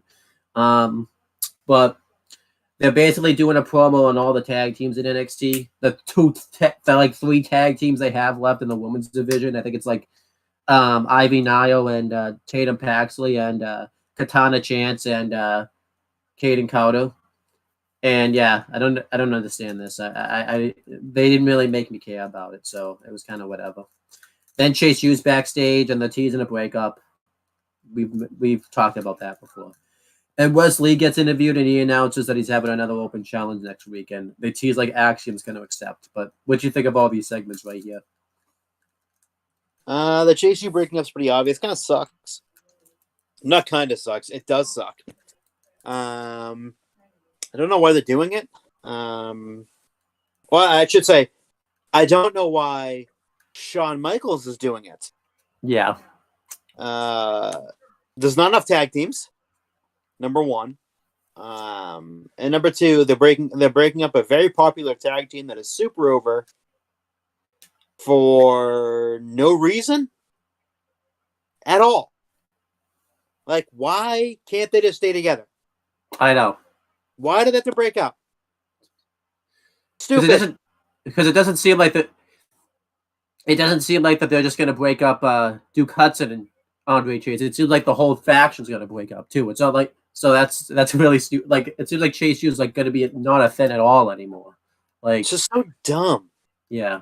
Like this is what I like hate about wrestling. It's like something gets over and they can't wait to fucking destroy it and break it up. I know. They can't wait to not push it. I felt like that was the way forever in the Vince era. Something would get over organically, and they'd ignore it and kill it. Yep. And I feel like this is the way it's going. This got over organically. It was supposed to be a heel gimmick. It got over organically as a face gimmick. People loved it. And now what is Shawn Michaels doing? He wants to kill it. Doesn't make any fucking sense. And the funny thing is, it's not like it's not like novelty idea. It's not like it's only over in the PC. It was over in Vengeance Day. It was. I mean, yes, it was in his hometown and stuff, but it was over as hell at Vengeance Day. Like over as hell.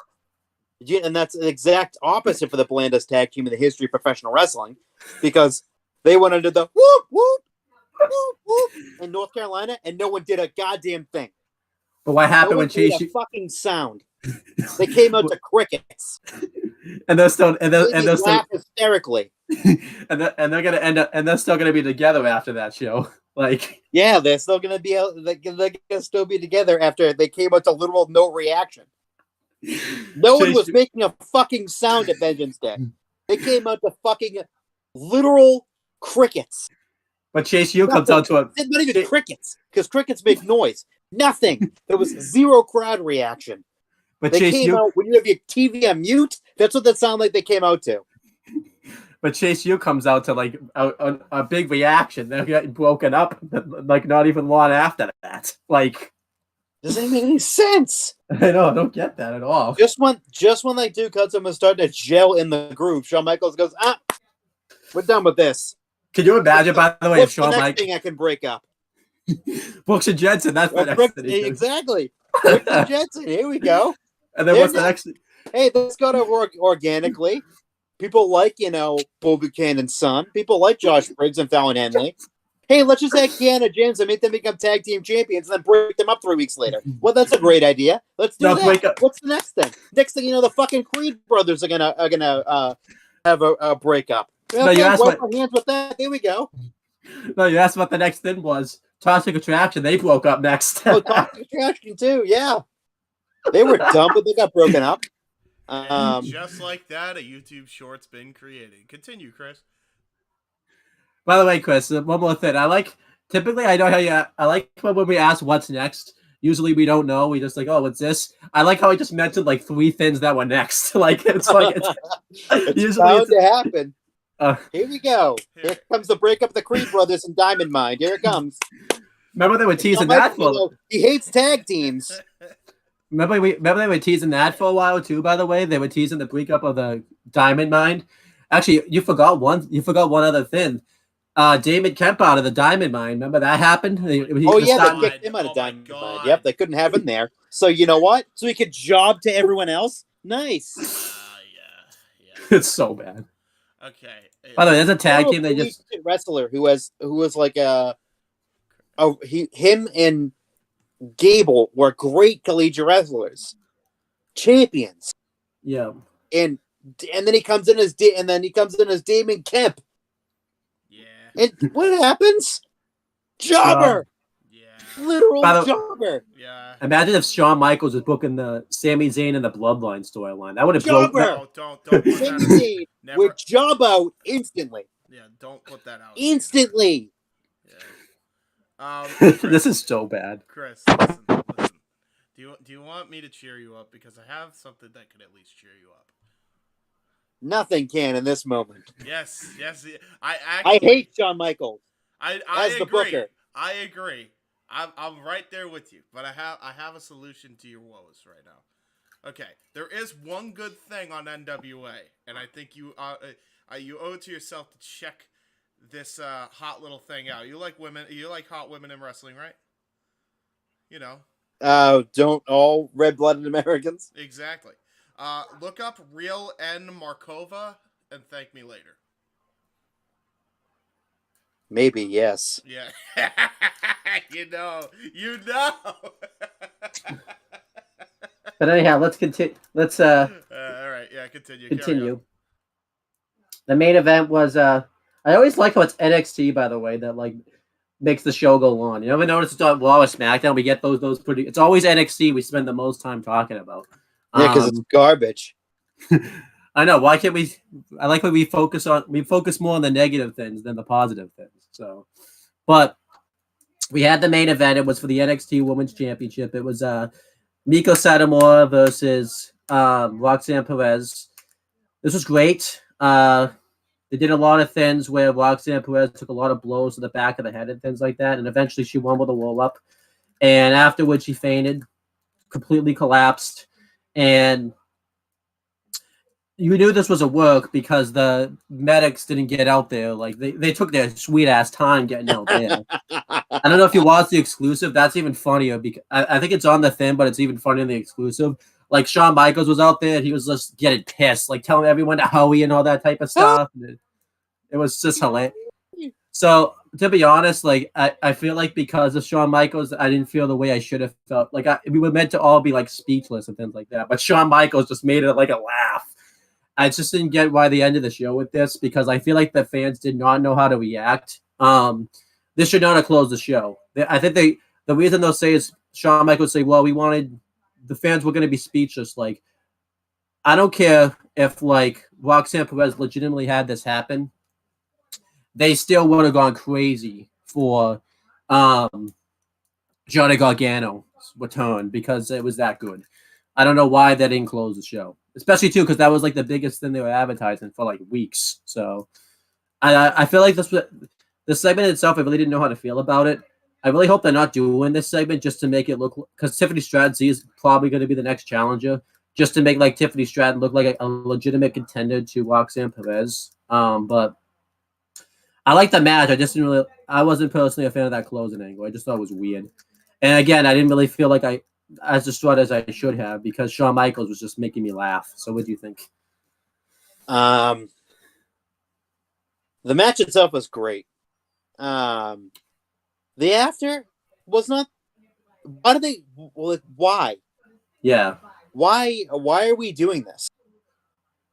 Why did they have someone? First of all, they acted like she was fucking dead on the next day. We're checking her vitals to make sure that she's living, and I'm like, why are we doing this? Yeah.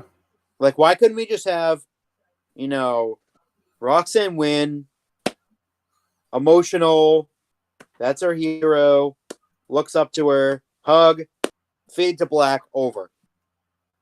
You didn't need 10 more minutes of them struggling to put her in the ambulance.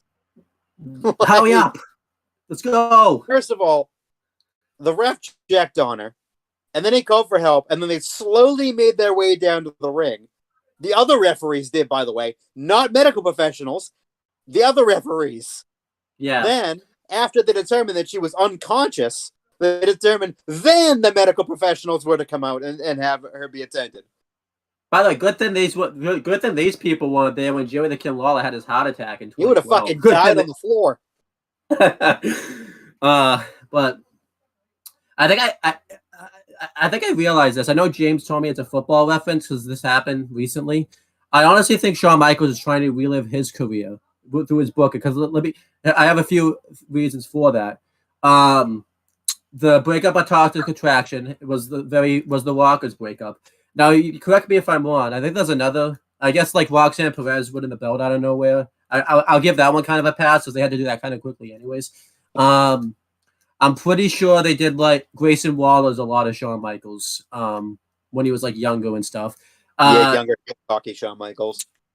Pretty Deadly. I think they remind him a lot of Shawn Michaels when he was younger. The flamboyant. Yeah, Shawn Michaels of like the mid '90s. Didn't they do a segment like this with Shawn Michaels after he had like a match with Owen Hart where he like passed out of nowhere? Didn't this happen? I'm pretty sure this did happen at one point to Shawn Michaels specifically. I honestly think Shawn Michaels is trying to remake his career with these other wrestlers, and it's not working. It's just stupid. I don't get why he does at all. I don't get why he does. I don't know why he books Roxanne Perez this way too. Like, Roxanne Perez has like great moments in NXT, but the way he books her is fucking awful. Like, she was in a I'm trying to think of what she's done in NXT that I've actually other than her like winning the belt and stuff. Like, she was in a bad tag team. Yeah, she was in a bad feud with Cora Jade for like months. I remember, and then and you can tell it's the way Shawn Michaels books her because I remember when she was on the main roster for like one episode, she was booked like a star on the main roster. Like, I don't know what's going on here. Like, yeah. I'm gonna be. Let's do the letter grade for NXT. I'm gonna be generous and give it like a B-. I thought the wrestling was great, and I thought there was enough good stuff on it this time around to make it good. But yeah, I guarantee you this is not going to be a B show next week. So what do you think of this show? I give it like a B minus. Yeah. The show started off really well. Yeah. And then just fucking went off a cliff. By the way, I noticed you've said that the past month or so, by the way. Exactly, because that's how it is. Yeah. He puts all of his fucking eggs into the basket in the first match, and then the rest of the show is mediocre. Yes. But this one, it took a little bit to get there, but halfway through, really started to fall off a fucking cliff. Yeah. And then the ending was unnecessary. If they were trying to, like, do the same thing as what happened with Damar Hamlin, that's a fucking joke. Yeah. Like, that's just that guy fucking died on the field. Like, yeah. That's the field of play. That's like a fucking totally different thing than getting hit in the head. Like, that's a fucking joke if they were going in that direction. Then I'm just gonna cover Level Up now, just because we're on the topic of NXT. We had Byron Saxton and Blake Howard on commentary. Again, if Byron Saxton's there, why not just have him on commentary for NXT? He'd be much better than Booker. We had Jakara Jackson versus Indy Hardwell. Not a bad match. Indy Hardwell was basically carrying the match because Jakara Jackson's still fairly new. The match was very slow. Eventually, Indy Hardwell won with a spine buster. So that was kind of what it was. Then Odyssey Jones does an interview. Talks about facing Von Wagner and stuff. It was fine. Want to hear a gem match right here, Chris? Yeah. Quincy Elliott versus Scripps. What a match that is. Yeah. That's a match. Remember, like, these guys were being like all the promotion and all the hype that they had when they came to NXT. They're back on Level Up now. Guess who won? Quincy Elliott? No, Scripps won, actually. Good. So Scripps won. He won with that rolling senton off the like turnbuckle or whatever that he does. And yeah, I don't even. I remember. I don't even know what to say about that. This match was just not good. These characters suck, and just yeah. I like Scripps as a wrestler though. He's really good in the ring. Just has a shitty gimmick. He's always struggling to keep his mask on too. This was like the worst out of it. Like he had to like make sure his mask like it didn't fall off or anything like that. So, because you can't have that happen. Then we had Odyssey Jones versus Von Wagner. This was awful, mainly because of Von Wagner. Odyssey Jones won though because Von Wagner wasn't listening to Mr. Stone, and Mr. Stone was mad about it afterwards. So, Level Up was crap. Bunch of crappy matches and crappy gimmicks were on this show.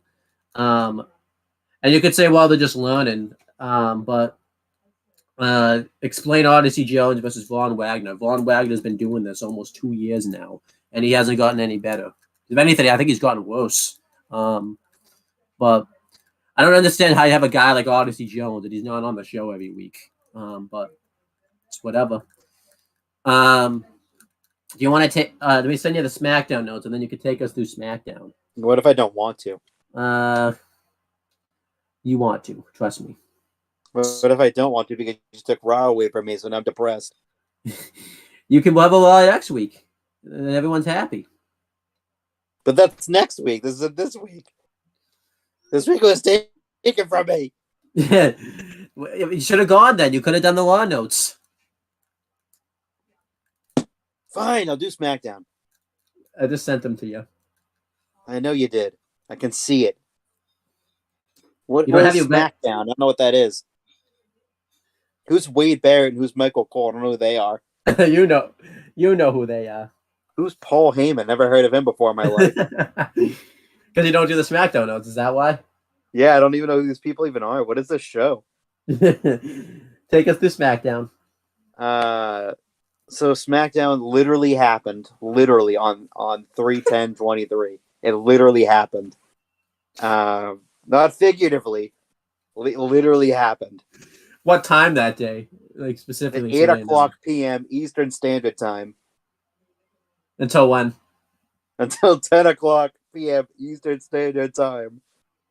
on Friday, March 10th, 2023. It happened, literally. Your commentators for the evening, because it was evening, because it was at night, were Wade Barrett and Michael Cole. Cool people. Very cool people. Paul Heyman was backstage. He's just basically like waiting for the Usos to arrive. He was very happy that Jay chose that to be a part of the family, so to speak. And then they interview Jay Uso, but he says he'll do his talking in the ring. Yes, he which will. Made a whole lot of sense. Really good segment to start the show. Yeah. I liked it. So yeah, I liked it too. I liked even though Jey Uso's back with the bloodline, it looks like he's not like happy about it, which I kind of like that they were selling. Which they sold later on, but I like that because typically in the Vince era, he would have just been like fine with the Usos and stuff like this week. Like they wouldn't have even acknowledged that like they had issues really before. I like that like he's not happy that he turned on Sammy, which they talk about later. So at first I thought like he was gonna like beat like he looked at Heyman like he was gonna beat the crap out of him. I thought like he was giving him like a look. So I like this. And like Heyman Heyman was scared too. I was scared for Heyman. He was scared for the walrus. Yes. So the opening match was a fatal 5-way to determine a number 1 contender for Gunther's Intercontinental Championship. But it doesn't matter who was going to be in that match. It's going to be really good anyway. A really good match. Finish happened when it was a double pin. Sheamus and Drew both pinned LA Knight and Xavier Woods simultaneously. And basically the match ended in like a double pin, no contest, whatever the fuck you want to call it. Leaving that, there was no number 1 contender for Gunther at WrestleMania, which it's kind of surprising they didn't decide the winner. But what happened afterwards made like kind of sense, I guess, because they were fighting. I'll just say it. They were fighting backstage later on. Yeah, and the Brawling Brutes had to come out and had to calm things down. Yeah, I like this. I like this a lot. The Fatal 5-way match was really good. Xavier Woods replaced Kofi in the match because Kofi got injured doing that brawl like a couple weeks ago at this point now. So Xavier Woods replaced him. We don't know how long Kobe's going to be out for. It could be he could be for a while. What sucks, like I kind of hope they do something with Xavier Woods, like he gets like a title match. So he's not just like hanging out backstage, which I don't think is going to happen. I think they're going to do something with Xavier Woods. It'll probably be after Mania, most likely though, just because there's not really a time to do a storyline with him right now. But I like this Fatal 5-way match here. I love how they kept Drew and Sheamus from attacking each other or anything like that. They like to beat up other people. I thought it was really good restraint because it's not like too we haven't seen them fight anyways, but it was kind of interesting. Like I wanted to see Drew and Sheamus go at it, and I like the way they kind of got around that and stuff like that. And I like the double pin. And yeah, this was just a really good angle here and stuff. So there you go. So then Paul Heyman is interviewed next, and he's basically talking about the bloodline. He's talking about Cody. He fucking like gushes over Cody again, puts Cody over like crazy. Basically saying that he, out of all the competitors that he wanted to see go up against Roman, Cody was not one of them. But yeah, he just basically puts over Cody like crazy. Yeah. It was a really good segment. I really liked it. Yeah, I like this a lot. I like how they mentioned that like they have like 2 strategies when they go up against opponents. Like there's like one where like they try to get inside their head, and then there's one that he does it because he's a goat. And this puts over Cody huge because he basically says they had to do like a mixture of both strategies just to take down like Cody and everything like that. I thought that put over Cody huge actually. It's like, massive. Yeah, just massive. It's really good. So they before they cut to commercial break, they promised the commentary team promised us that we will find out who the first entrant into the 2023 Hall of Fame was after the break. When they came back, like I said before, this Drew and Sheamus segment happened before that, where they were just yelling at each other. I'm hearing, from what I'm hearing, it could change, but Drew's going to go heel before the end of the year. So I think it's going to be face Sheamus, heel McIntyre, and that's probably going to be a match for maybe SummerSlam or Survivor Series. Yeah. Because we'll talk about it. I think it's time for Drew to turn, I think. I think he needs a new direction. I would complain if he didn't turn, but I think it'd be good for his character if he did turn, because he has all the reasons to turn too, because the only time he was like champion was when like during the pandemic era. So there's a lot you can work with a Drew heel turn right now. And I feel like he's faced everyone as like a heel that like as a baby face, he's faced like all the heels. So it'd be a nice direction, especially if like you have a baby face Cody after Mania become a champion too. That's a good opponent for. Yeah, it would be perfect. That could be your SummerSlam matchup right there. Or like Survivor Drew and Sheamus for Survivor Series. Yeah, so that'd be cool. But yeah, like you said, I agree with that too. Like Drew's done everything as a babyface. He's still over. He's still really over. Yeah, but he's kind of directionless at this point. I mean, it would make sense for it to be like a triple threat, which I think the route they're going is triple threat. But I think it's just a little bit too early to turn Drew heel at the moment. I think it's best that they do it maybe after Mania, the night after Mania, or the SmackDown after Mania.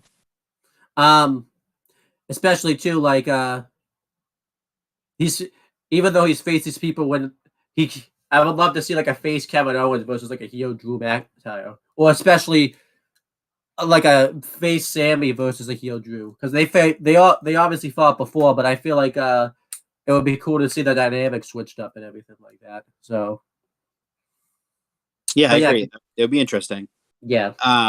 So we got our first inductee into the Hall of Fame, and it's the legendary, still active competitor, Rey fucking Mysterio, is their first inductee into the WWE Hall of Fame class of 2023. I will say this: it surprised the fucking hell out of me. I didn't think he was going in this early. Yeah, I know his career is coming to an end. Probably sooner rather than later. Yeah. But it's like it's insane to think that he's going into the Hall of Fame. He's been one of my favorites. Like, I've been watching him since the fucking beginning of his WWE career. Never watched a second of him in WCW. Didn't watch WCW ever. So I've been watching him since 2002. Like, to see him still doing his thing in 2023, and he's going to induct into the Hall of Fame still as an active competitor, just fucking awesome. He deserves it. One of the greatest superstars, one of the greatest wrestlers of all time, certainly one of the best WWE superstars in its history. Yeah. The biggest little man. Just an incredible honor for him, and it couldn't really happen to an extremely nice person. Everyone loves Rey. Rey, out of character, is a phenomenal human being and deserves this honor. Yeah, I love this a lot. I think it was a great decision. I remember we talked about legitimately, like, I think in the last episode, that we didn't think there was going to be a Hall of Fame because they didn't announce anybody yet. So I don't know, like what, because obviously Rey was in the plans for a while. I don't know if like Rey wasn't sure about going in yet or something this year, just because it seems odd that they announced like he was headlining and stuff like this late, stuff like that. I'm really happy for him. He's been one of the greats, and he's a really good person behind the scenes and everything like that. And it's cool he's headlining, because when he went in, I didn't think he would like headline the Hall of Fame. It's cool that he's gonna like headline the Hall of Fame. And I'm really happy to see him go in. I think technically, we talked about this in the Mania 24 retro, he's the third superstar to be like an active competitor when they were inducted. Because I know definitely like now Edge and like Goldberg have come back since they've been inducted, but they were like retired. I think Goldberg was technically retired. He was supposed to have retired, but the only three superstars that like were still active in a sense were like Ric Flair, Sting, because technically he was retired, but he didn't announce his retirement until like his Hall of Fame speech, and Rey Mysterio. And the funny thing is like I honestly think Rey's gonna keep wrestling, like probably not for like ever, but I think he's gonna wrestle for at least maybe another year or so, like after he's inducted, which is pretty cool. So I think that's really cool. And we'll talk about it when we go through it and stuff. I actually think they're gonna do an angle this time around during the speech where Dominic Mysterio, after he does the speech and everything, is gonna like interrupt his speech, which is gonna be cool. I think maybe he's that. Huh? I think he's gonna do that. Yeah, maybe before. But Conan's inducting him. Yeah. Oh, so that's cool. I that's Dominic's godfather. So yeah, it all makes sense if Conan is the one to do it. I will say, before you guys go too deep into the weeds off the topic, as a Rey Mysterio mark, I am very happy about this, and never more deserved. He is the greatest luchador of all time, and it's about time he got his just due. I am happy to see this happen. Even though it seems pretty early for it to happen, even at his longevity, it's fucking awesome. Yay, Ray. All the Ray. All the Ray. All the Ray. All the Ray. I'm happy, man. What can I say? I know, yeah. It's a good thing to be happy about. It's a very fun thing. So then, of course, here comes the little pissant Dominic Mysterio to ruin the fun. Ray didn't even get to talk before Dominic Mysterio. He didn't get to talk before his stupid son came out and interrupted him. He called his dad pathetic and washed up. What an asshole. Fuck him. And then Rhea agrees with him. And then Dom said that he was ashamed that Rey Mysterio was his father. Yes. And Ray got upset, and then out came, Ray's new allies, Legado del Fantasma. And Santos, this is what I liked his part of the promo when he said this. He said that your father may have forgiven you for ripping the mask, but I didn't. I like that. I like that. That wasn't Zelina. Correct me if it wasn't Zelina. Like, didn't Zelina have the mask that was ripped up and everything too? I'm pretty sure Zelina Vega I think she did. Yeah. I like that little touch there that he put in there. And then he says, he wants to kick his ass right now. They go to, and then the referee comes down. They ring the bell. But they went to break, obviously. Coming back from commercial break, they announced that Backlash is going to be held in Puerto Rico. Yes. Wasn't the very first Elimination Chamber in Puerto Rico too? The one that we did? Yep.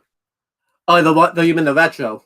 Yeah, the retro that we did. Wasn't that the 05? I think that was in Puerto Rico. They said that was the last time that a pay-per-view took place in Puerto Rico. So, and from what I'm hearing, it's probably going to be a one-off, but the Colognes.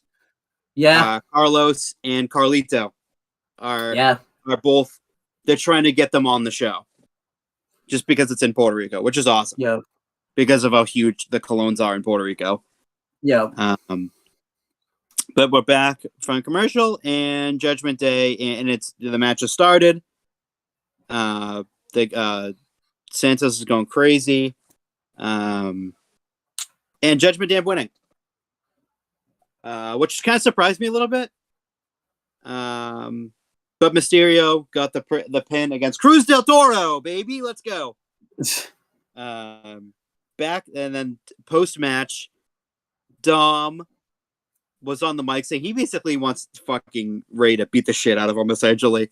Which is weird. Yeah. But he says that Ray, being a Hall of Fame dad, saying he doesn't want to hit his son. No matter how many words he says, and that he should have said, and he said that Eddie was he should have been Eddie's son, which is again that ties right back into that feud that he had with with Eddie. Ray did. It just, the whole aesthetic of this was weird because they had Legado on one side and they had Judgment Day on the other, and they were just standing there. Yeah, I get that. It's really weird. But yeah. Doesn't Dom shoves him, and then Ray moves out of the way and then drops the middle rope down, and then Dom flies through the middle rope and then gets mad. Even though he was the one that fucking provoked Ray in the first place, he was the one that was mad. Yes. I like this a lot. I thought that was really good. I thought that was good. Besides the weird shit on the outside where they were just standing there. Yeah, that's fair. And but yeah, I liked it. I liked they tied in the Eddie thing again. I liked it. My favorite looking like 1997 Eddie Guerrero, honestly, Dom is. Yeah. One of my favorite things, when they did the promo before, Dominic Mysterio inadvertently calls Rhea Ripley by her name instead of Mommy. That was hilarious. I thought that was. And then he fucking panicked and called her Mommy. Yeah. I don't know if that was legit or what. I think he did that. I think it was a miss saying by him. I think he made to say Mommy and he called her Rhea. Yeah, and then my other favorite thing on this was Barrett and Cole on commentary, because obviously Cole's like very against what Dominic's doing. He's very pro Rey Mysterio. But my favorite thing is that they were talking. Wade Barrett brought up a point. How like he threatened to kick out like Dominic Mysterio when he was like 15, like out of the house and all that type of stuff. And I remember like the only reason that like Ray didn't do it was because his wife talked him out of it and stuff. And I like how Cole defends him, and it's actually like a good defense. It's like he wanted to just toughen up Dominic Mysterio by just making him live on his own and all that. Like I love how like Cole was like defending that and all that type of stuff. I like that. That was Michael Cole's pro Ray, anti Dom. And I just loved how Barrett was just like. And like how Cole was talking about how Rey Mysterio is like this great father and stuff like that. And Barrett's just telling Cole that he can't split up like how he feels about Rey as a wrestler versus as like a person and all that. It's like Rey, it makes me wish like just for one match, because I know it would be still good at Mania. I kind of wish Barrett could just call the match like the match between Mysterio and Dom, because that's just great. The back and forth they have together. It is really good. Yeah. It is Dom was going back up the ramp. Michael Cole was like, I can't even believe the feelings that like Angie and Aaliyah are going through right now. Like sympathizing with Aaliyah and Angie and Ray, and basically saying "fuck you" to Dom. That's so funny. I think Barrett had like another funny line after. It was like, "Yeah, I bet the feelings have after how bad of a father Rey Mysterio." Like it was just like, what the hell? It's so funny. It's like I love like how Michael goes in on Dom. It's so funny. Yeah, he just trashes him the whole time on commentary. There's not one positive thing he says about Dom. Like I like this, but even like I wish we could have gone like this version of Cole when he was like loving the Miz, like. Hewitt's not I think Hewitt's not annoying because he doesn't have because everyone hates Dom. Yeah, so it makes sense. But and everyone likes Michael Cole in the WWE universe. Apparently, he's one of the worst commentators in the history of professional wrestling, but that's not true at all. I love Legado as faces now, though too. I was thinking it doesn't make sense because it all ties in. I think we'll get probably after Mania. We're gonna get like a match, but I hope they don't like turn Santos heel out of it, but we're gonna get like a match between Santos and Ray. I wouldn't complain if that was like Ray's last match, like in the business. On a Raw or a SmackDown. Yeah, that should be like SmackDown main event, SmackDown after Mania. Yeah, that'd be insane. So we go to break with what they're doing the WrestleMania rewind thing with Top Gun this time, and Maurice and the Miz did one. It was wicked funny. I loved it. They talked about how big Mike's balls were. Yes. That never gets old for me. That's so fucking funny. We're back from commercial, and then Adam Pearce and Charlotte have a backstage segment, and it's probably the most genuine Charlotte's ever been. in her career. Yeah. She looked like a really big baby face in this backstage segment. And just basically asked for an opponent. And he says, "Yeah, I'll find you one." Just being, because Charlotte's now a baby face.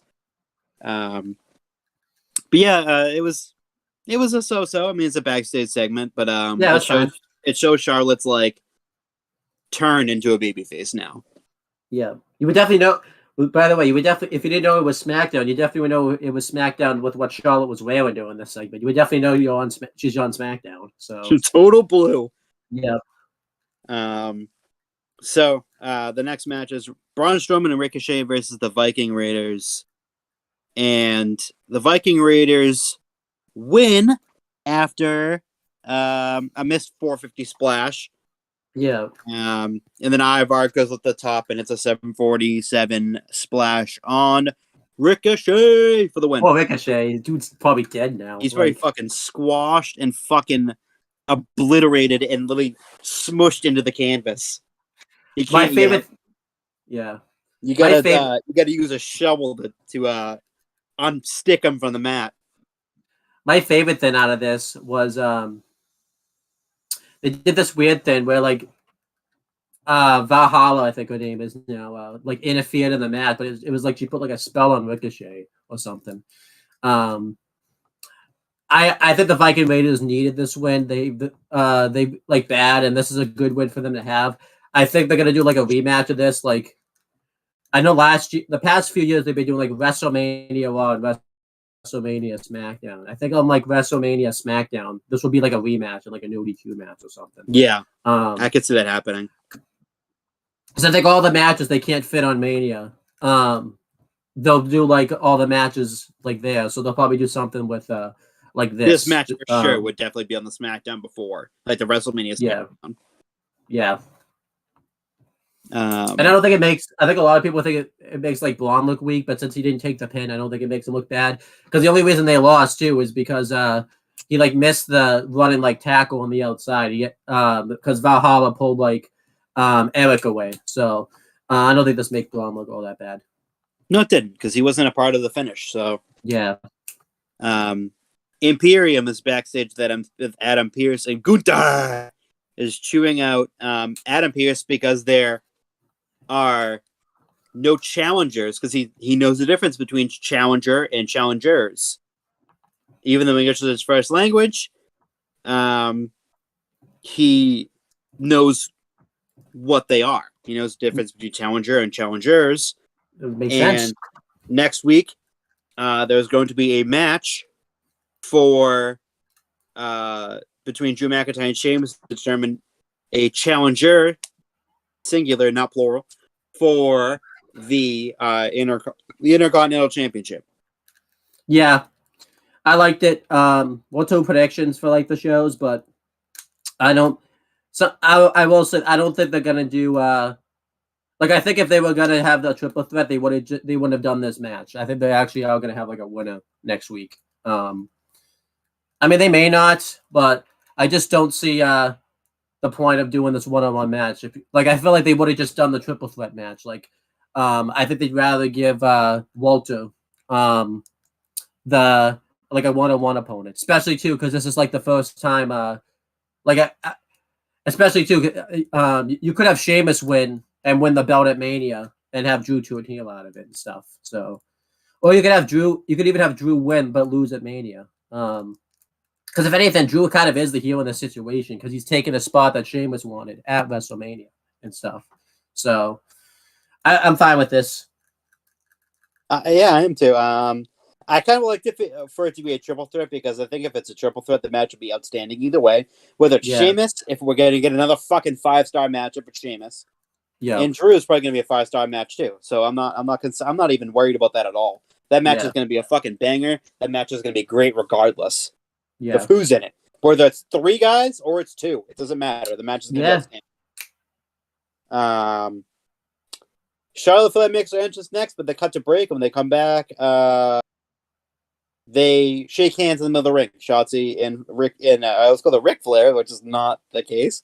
It's Charlotte Flair, the female version of Ric Flair, the daughter. They Rhea comes out at one point, but this match sucked. I'm not even gonna go. Just don't even watch it. It was awful. Yeah, it was slow. It was clunky, and I don't even blame this on Charlotte.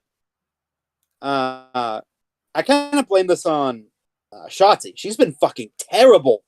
I know. I don't know what the hell happened to her, but she has gotten significantly worse over the last year or so. I think every match she used to be really good. She used to be great. Yeah, I don't know what the hell happened to her, but she something happened because this match was slow and clunky, and I don't really blame it on Charlotte either. Because I remember we've had this complaint, by the way, lately about when Shotzi's in like a big match too. If you remember, the Money in the Bank match was very clunky. It was all the stuff she did in the match. Everything was botched. Yeah, and then I remember. I know Ronda Rousey hasn't had the best performance lately, but I think that one was on Shotzi. The match at Survivor Series, because Wanda had like a match with Raquel Gonzalez, and that was really good. So it's definitely Shotzi. I don't know what happened to Shotzi, because she used to be like really good in like NXT and all that type of stuff. And the funny thing is, you can't critique anything she does, because I remember when she like went after the fans, like after the Money in the Bank criticisms and stuff. Like, yeah, I don't know if she just needs to go back to like NXT, go back to the Performance Center or what, but yeah, Shotzi like really dropped down in quality as of late. Like she's like really bad now.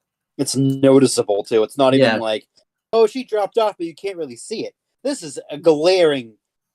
It's like a flashing light. You can't miss it.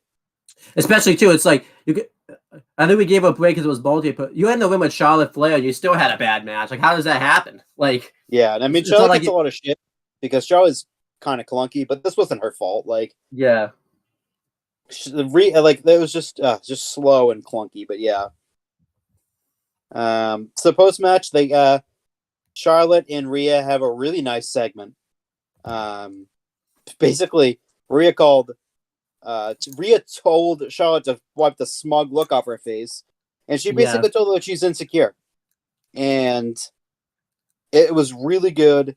And Charlotte cuts a passionate babyface promo about how she's very passionate about this, and that she has improved every single day of her life, and that she loves this business and everything like that. Like typical babyface shit, but it means something of Charlotte, because this business is in her blood. And then Rhea says she's gonna fucking destroy her, which could happen. But yeah, and I thought this was a really good segment. Yeah, I liked it. And I think we should get the belt at Mania. And I actually like Triple H actually like gave like a storyline reason why Charlotte Flair is always in the title picture, because because of the Vince era, she always has been in the title picture. So I like how Triple H actually turned it into like a storyline pretty much. Because it's like she used her insecurities to like explain it, which is like really good. I kind of hope after this, if she does lose at Mania, like they actually do something with it. Like she's not in the title program for a while. Like maybe they have like a rematch, and if like Rhea wins that match, Charlotte can't compete for the championship. For like not the Cody method, but like while Rhea's champion or something like that. Or like any title for like a year or something. Like you could do the Cody method if you wanted, but I would say like not any title, because I feel like Cody's gonna I feel like if that storyline, Cody's gonna go like, yeah, you don't want to do that. Cody would be like, yeah, that's a mistake. Yeah, exactly. But they should do a thing where she can't compete for the belt for like a year or something. Yeah, I agree. Yeah. So now we get to the fun. We get to the fun.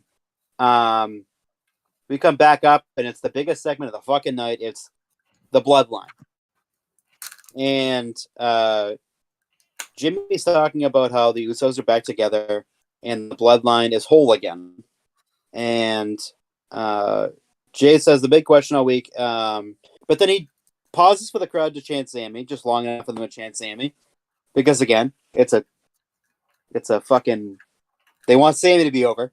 So yeah, they want them to chant that, which is great. I love it. People We're asking why he betrayed Sami Zayn. I think it's visibly emotional. And he basically just says like family things, like if your car breaks down, who comes and saves you? Who comes and helps you? Family does. Who helps you pays your bills? Family. They're not gonna, if you're in money troubles, family's gonna come and help you. Yeah. Which I like that touch, because that's basically what the family does, and it happened specifically in that family. Yeah. Yokozuna used to do it all the time. He used to give his money away to his family members all the time who needed it. It kind of comes from a place of like, from down deep. Correct me if I'm wrong too. Didn't like Umaga kind of help the Usos get like on their feet when they were getting into the business? I know Umaga like also motivated them, but I'm pretty sure he was helping like financially too. Oh yeah, sure. Oh definitely, for sure. Before he passed, yeah.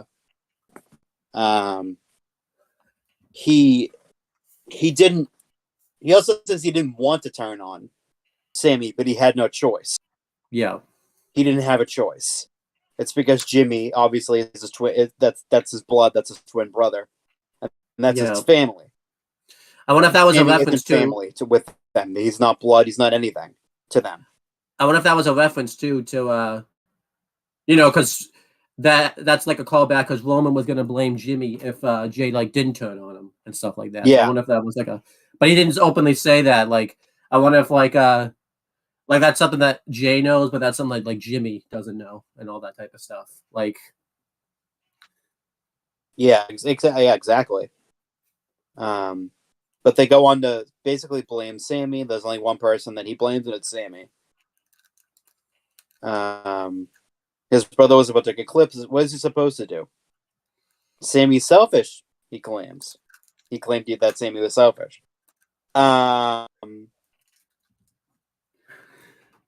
They had to get rid of the... So they said that they promised to get rid of the Sami Zayn problem. And that leaves only one person left. And that was Cody Rhodes. And here he comes. The American Nightmare. The guy that the crowd did not turn on here in the WWE Universe, but the crowd that turned on him in AEW, not the WWE. He says he keeps saying his name, and whatnot, and then he goes down and to fight them because that's what they do.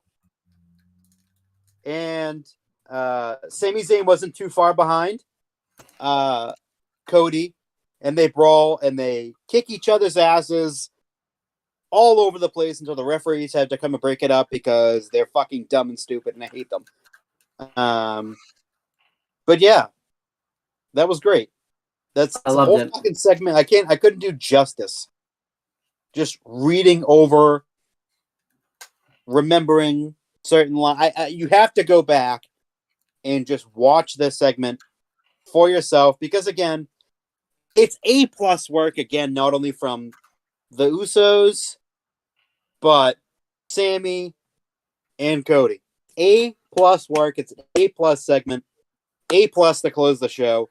This was a phenomenal segment once again. Great segment. Loved every minute of it. Yeah, this was awesome. Yeah, this was fantastic. I love Jay's explanation, and yeah, I'm still wondering how KO is going to get involved in this. Like, obviously, it's looking like Cody's going to be the one that brings Sammy and Kevin Owens together from what they set up on Raw last week. But I love this segment here.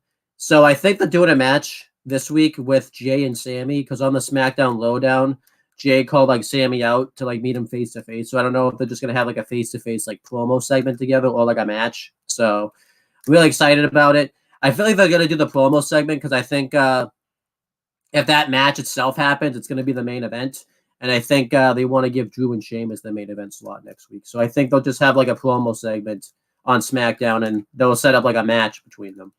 And I'll say it now. I think when they have that match, that will be when Kevin Owens finally saves Sammy to save Sammy, not what happened in Elimination Chamber. Like that's when we'll get the reunion with Kevin Owens and Sami Zayn. But yeah, I'm really the segment was really good. I was surprised there was no Roman on the show, but I really don't think it needed Roman because they basically said like if Jay wasn't in the bloodline, that Roman would be there. So I guess the storyline reason is Roman didn't need to show up since Jay was back in the bloodline. So, but I'm still kind of wondering like what the relationship is between Roman and Jay because we have not seen them together since Jay's been back. Like Jay and Roman, cool. I still don't know. Like, so I'm kind of interested to see what happens. Like, we don't even know if Roman's even happy with Jay because it took him like a long time to finally turn. So it's like I'm so interested to see what happens there. But yeah, this was a fantastic SmackDown. I give this SmackDown like an A. The only thing I really didn't like, obviously, was that Charlotte Flair Shotzi match. That was it. Everything else was awesome on the show. What did you think? Awesome. It was a great show. Loved it. Let's do some. I also think that I'm hearing 2 for Backlash. 6-man. The Usos. And I think it's the Usos and Solo. Yeah. Versus Cody Rhodes, Sami Zayn, Kevin Owens. Yeah, that'd be cool. I think we're like getting something for Backlash. And I thought they'll do like a winner take all like title match where they defend the belts in like a 6-man somehow. If Cody's the champion, anyways. I'd rather them keep the fucking belts on Roman and then just have Cody beat him at WrestleMania. Wait, what? Both of them. Well, didn't you just say it back? Yeah. I'm hearing 6-man. I'm also hearing triple threat with, I think it's Sami, Cody, and Roman, with possibly Cody winning the WWE Championship. I was like, what the fuck is the point of that? Yeah. That just ruined his moment at WrestleMania. I know. I don't know. I don't understand that, but I do the 6-man. I would because something tells me like if Roman loses at Mania, he's gonna be taking some time off. Like because he honestly, I would have at least until like summer because I heard Roman's not booked for Money in the Bank, and I know he wasn't last year, but I feel like that's more of a surprise. He's not booked at Money in the Bank this year because it's in the UK this time around. You would think he'd be there, so I feel like Roman's gonna be taking some time off like for a while. Like we were not gonna. Honestly, when he does lose too, we shouldn't even see Roman for a while because he should like that sells the loss for the title. It'd be kind of weird if he just starts showing back up again. But let's do some predictions for this week's stuff. We got some big shows coming up. Let's start with Raw. We have Bianca versus Chelsea Green. I think that's an obvious win for Bianca Belair. I don't see Chelsea Green winning that match. What do you think? Yeah, I don't see it happening either. I think they're going to set up a tag match where it's going to be next week on Raw. It's going to be Asuka and Bianca versus Chelsea Green and Carmella. Yeah. Oh, for sure. Yeah. And I could see like in that match, like Carmella and Chelsea win because Asuka and like Carmella can't get along. No, sorry, Asuka and Bianca can't get along. Yeah, we know that's so. But what else is on this show? We have Bronson Reed versus Elias announced. I think that's an obvious. That's going to be like an easy win for Bronson Reed too. Oh yeah, that's squiggity squash. Rick Boogs will be taking notes too. He's going to be a note taker. So. Oh yeah, he's going to be taking notes and yeah. And then Edge is going to call out Finn Balor. I think we're going to get the match finally official at WrestleMania. I think this will be Hell in a Cell. I think Edge will challenge him to a Hell in a Cell match also. What do you think? Oh, I agree. 100%. And then that match would be fucking amazing too at Mania to Hell in a Cell. Yeah. And then Brock Lesnar is having a face-to-face segment with Omos. I don't think anything big's going to happen.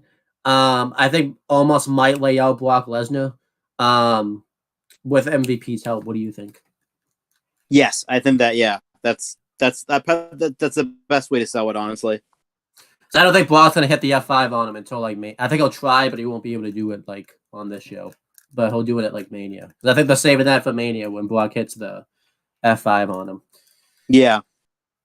And then we have some stuff announced for NXT. Johnny Gargano is going to be there. This will be his first promo on NXT since his last promo in NXT when he left. I think pretty much he's gonna like stick up with Shawn Michaels, and I think he'll bring up the fact that like Grayson Waller like laid him out all that time ago. What do you think? Yeah, I think yeah. You got to bring up the history too. I think it's gonna happen. Yeah, and then we have this gem of a match right here. We have Apollo Crews versus Dabba-Kato. What a 5-star bomb burner that's gonna be. I hate to say this. I honestly think they're gonna have Dabba-Kato beat Apollo Crews because he's like a monster. That's 100% happening.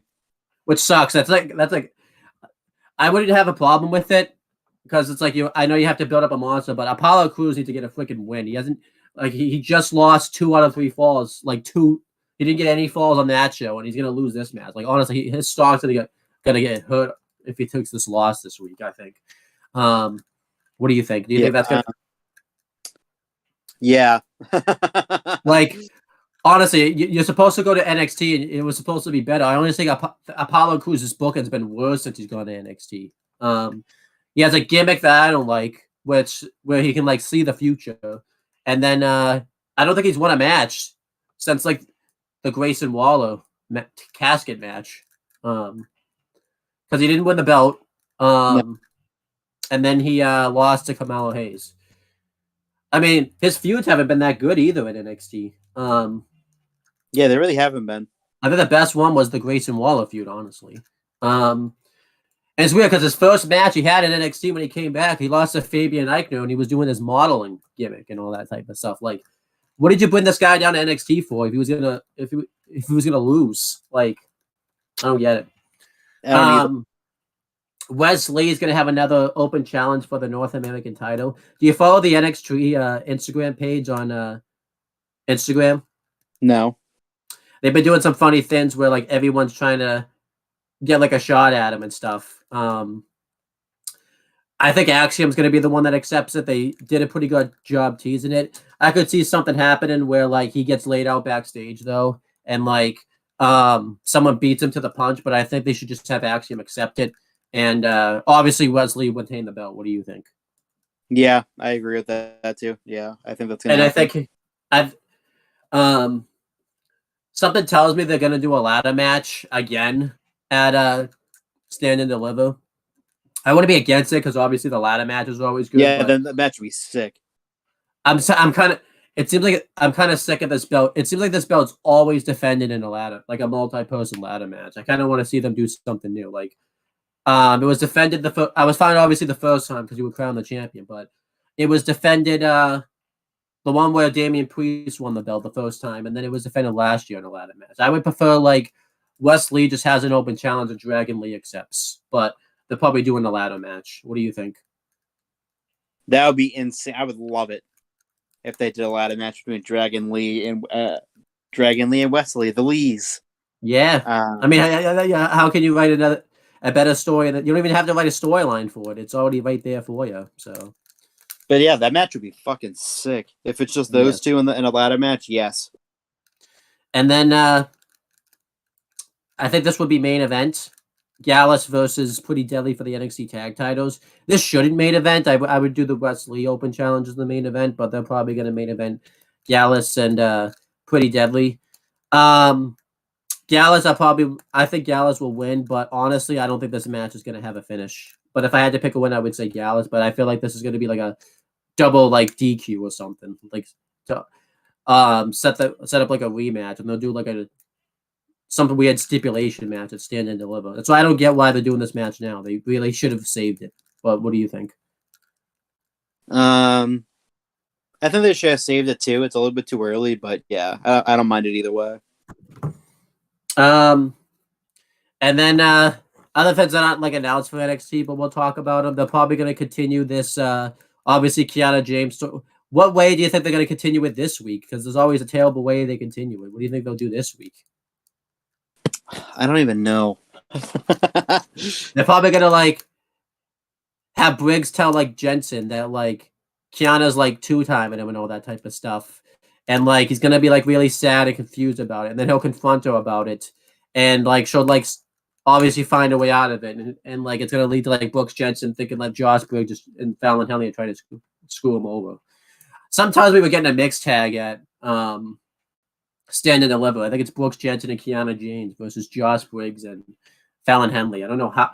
Yeah, the women's tag titles is gonna. This is just a waste of time. Like, and then something else. Obviously, we're gonna probably have like an update on Roxanne Perez. To be honest, I don't think they'll do anything significant about it. They'll probably just have like Vic Joseph. They'll show like a picture she took at like the hospital online and just say, "This is what happened." Pretty much. Do you think that's pretty much going to be the case?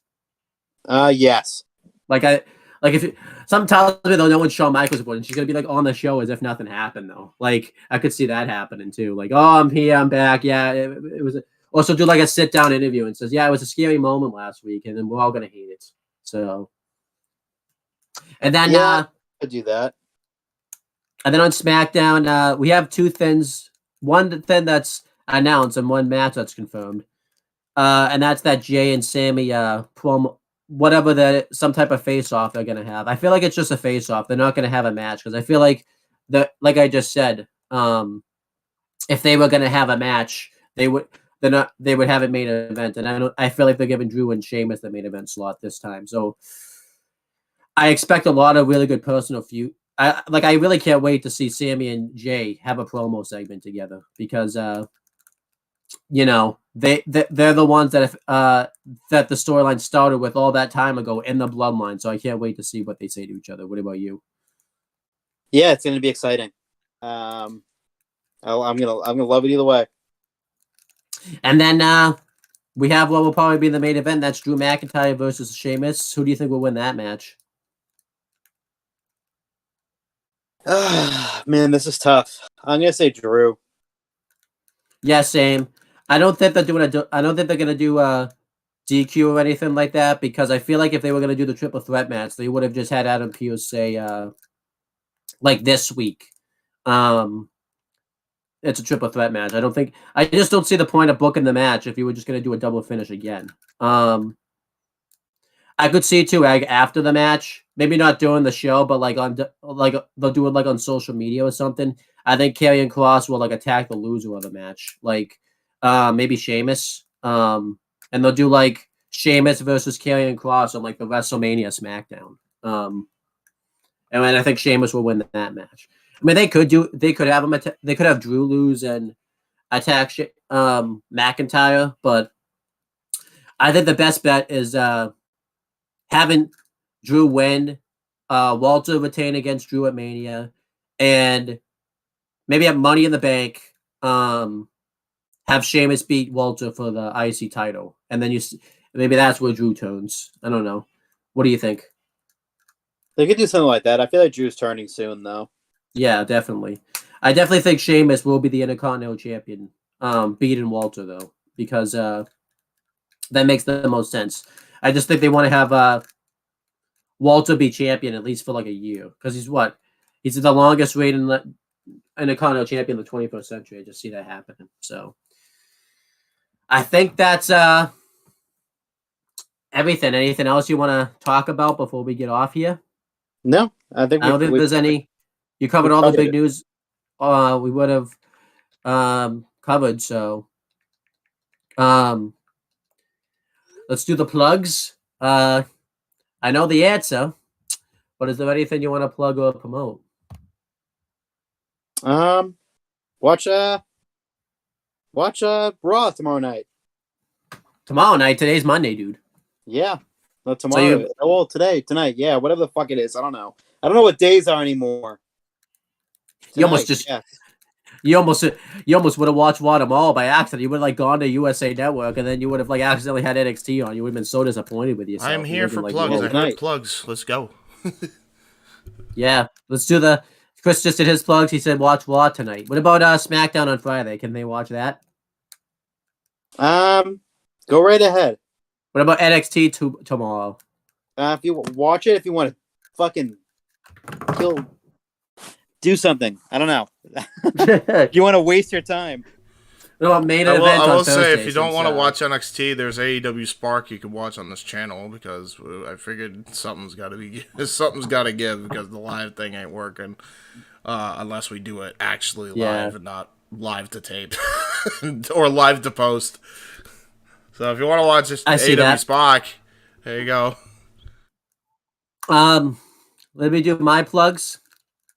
If you want to watch live coverage as it happened, James and Noah did a watch-along coverage on Noah's channel or the Jeff Meacham Network, I think everywhere, for NXT Roadblock. If you really want to see some stuff, if you want like a live reaction perspective of what they thought of NXT Roadblock as it was going on, then you can just go watch that. Again, James just said it, but you can watch AEW Spoke from last week, or you can just watch AEW Spoke tomorrow too. Also, you can just watch AEW Spoke, watch Noah and a co-host / guest talk about AEW related things. So that's great. I think they'll talk about you guys are talking about Full Gear this week, correct? Because I don't think you talked about it yet. Yeah. And obviously you could wait. Full Gear? You mean Revolution? I meant Revolution, yeah. Yeah, no, we already talked about that. Yeah, it's in the chat. It's in the plugs. Don't worry. And then you can watch the other WWE Aftershock Corner stuff. If you want to watch from episode 1 all the way up to now, feel free. You can watch it 5 times over if you wanted to. I mean, no one's going to stop you. Except Chris, he might stop you. He may like block you from the channel, but that's the only person that's going to stop you. So, you can watch AEW Spoke from this week, but I already just kind of plugged that, so you can watch it from this week, though. We are doing a Retro Wrestling Review Series. We're doing a Mania theme for now. Chris and I did the first Mania. You can watch that one. You can watch WrestleMania 15, which was done first by the Indie Force, and then I recorded it later on. If you want to know why that was the case, just go watch the video and you'll understand. And then you can watch WrestleMania 2000, which was done by Casey and I. WrestleMania 25, which was done by Noah and I. WrestleMania 24, which was done by Casey, James, me, and Jeff Meacham. Jeff Meacham was actually on, and it was a really fun retro. It was the last video I did while I was in New Hampshire too, so that's cool. And yeah. It was awesome. And I'm on the topic now. We're starting to do YouTube Shorts now, and it's been really successful so far. Where basically we take a funny bit from or like a big thing we talked about in the shows that we did, and we make them into shorts. They've been really successful so far. One of the ones got like over 700 views, so that was really cool.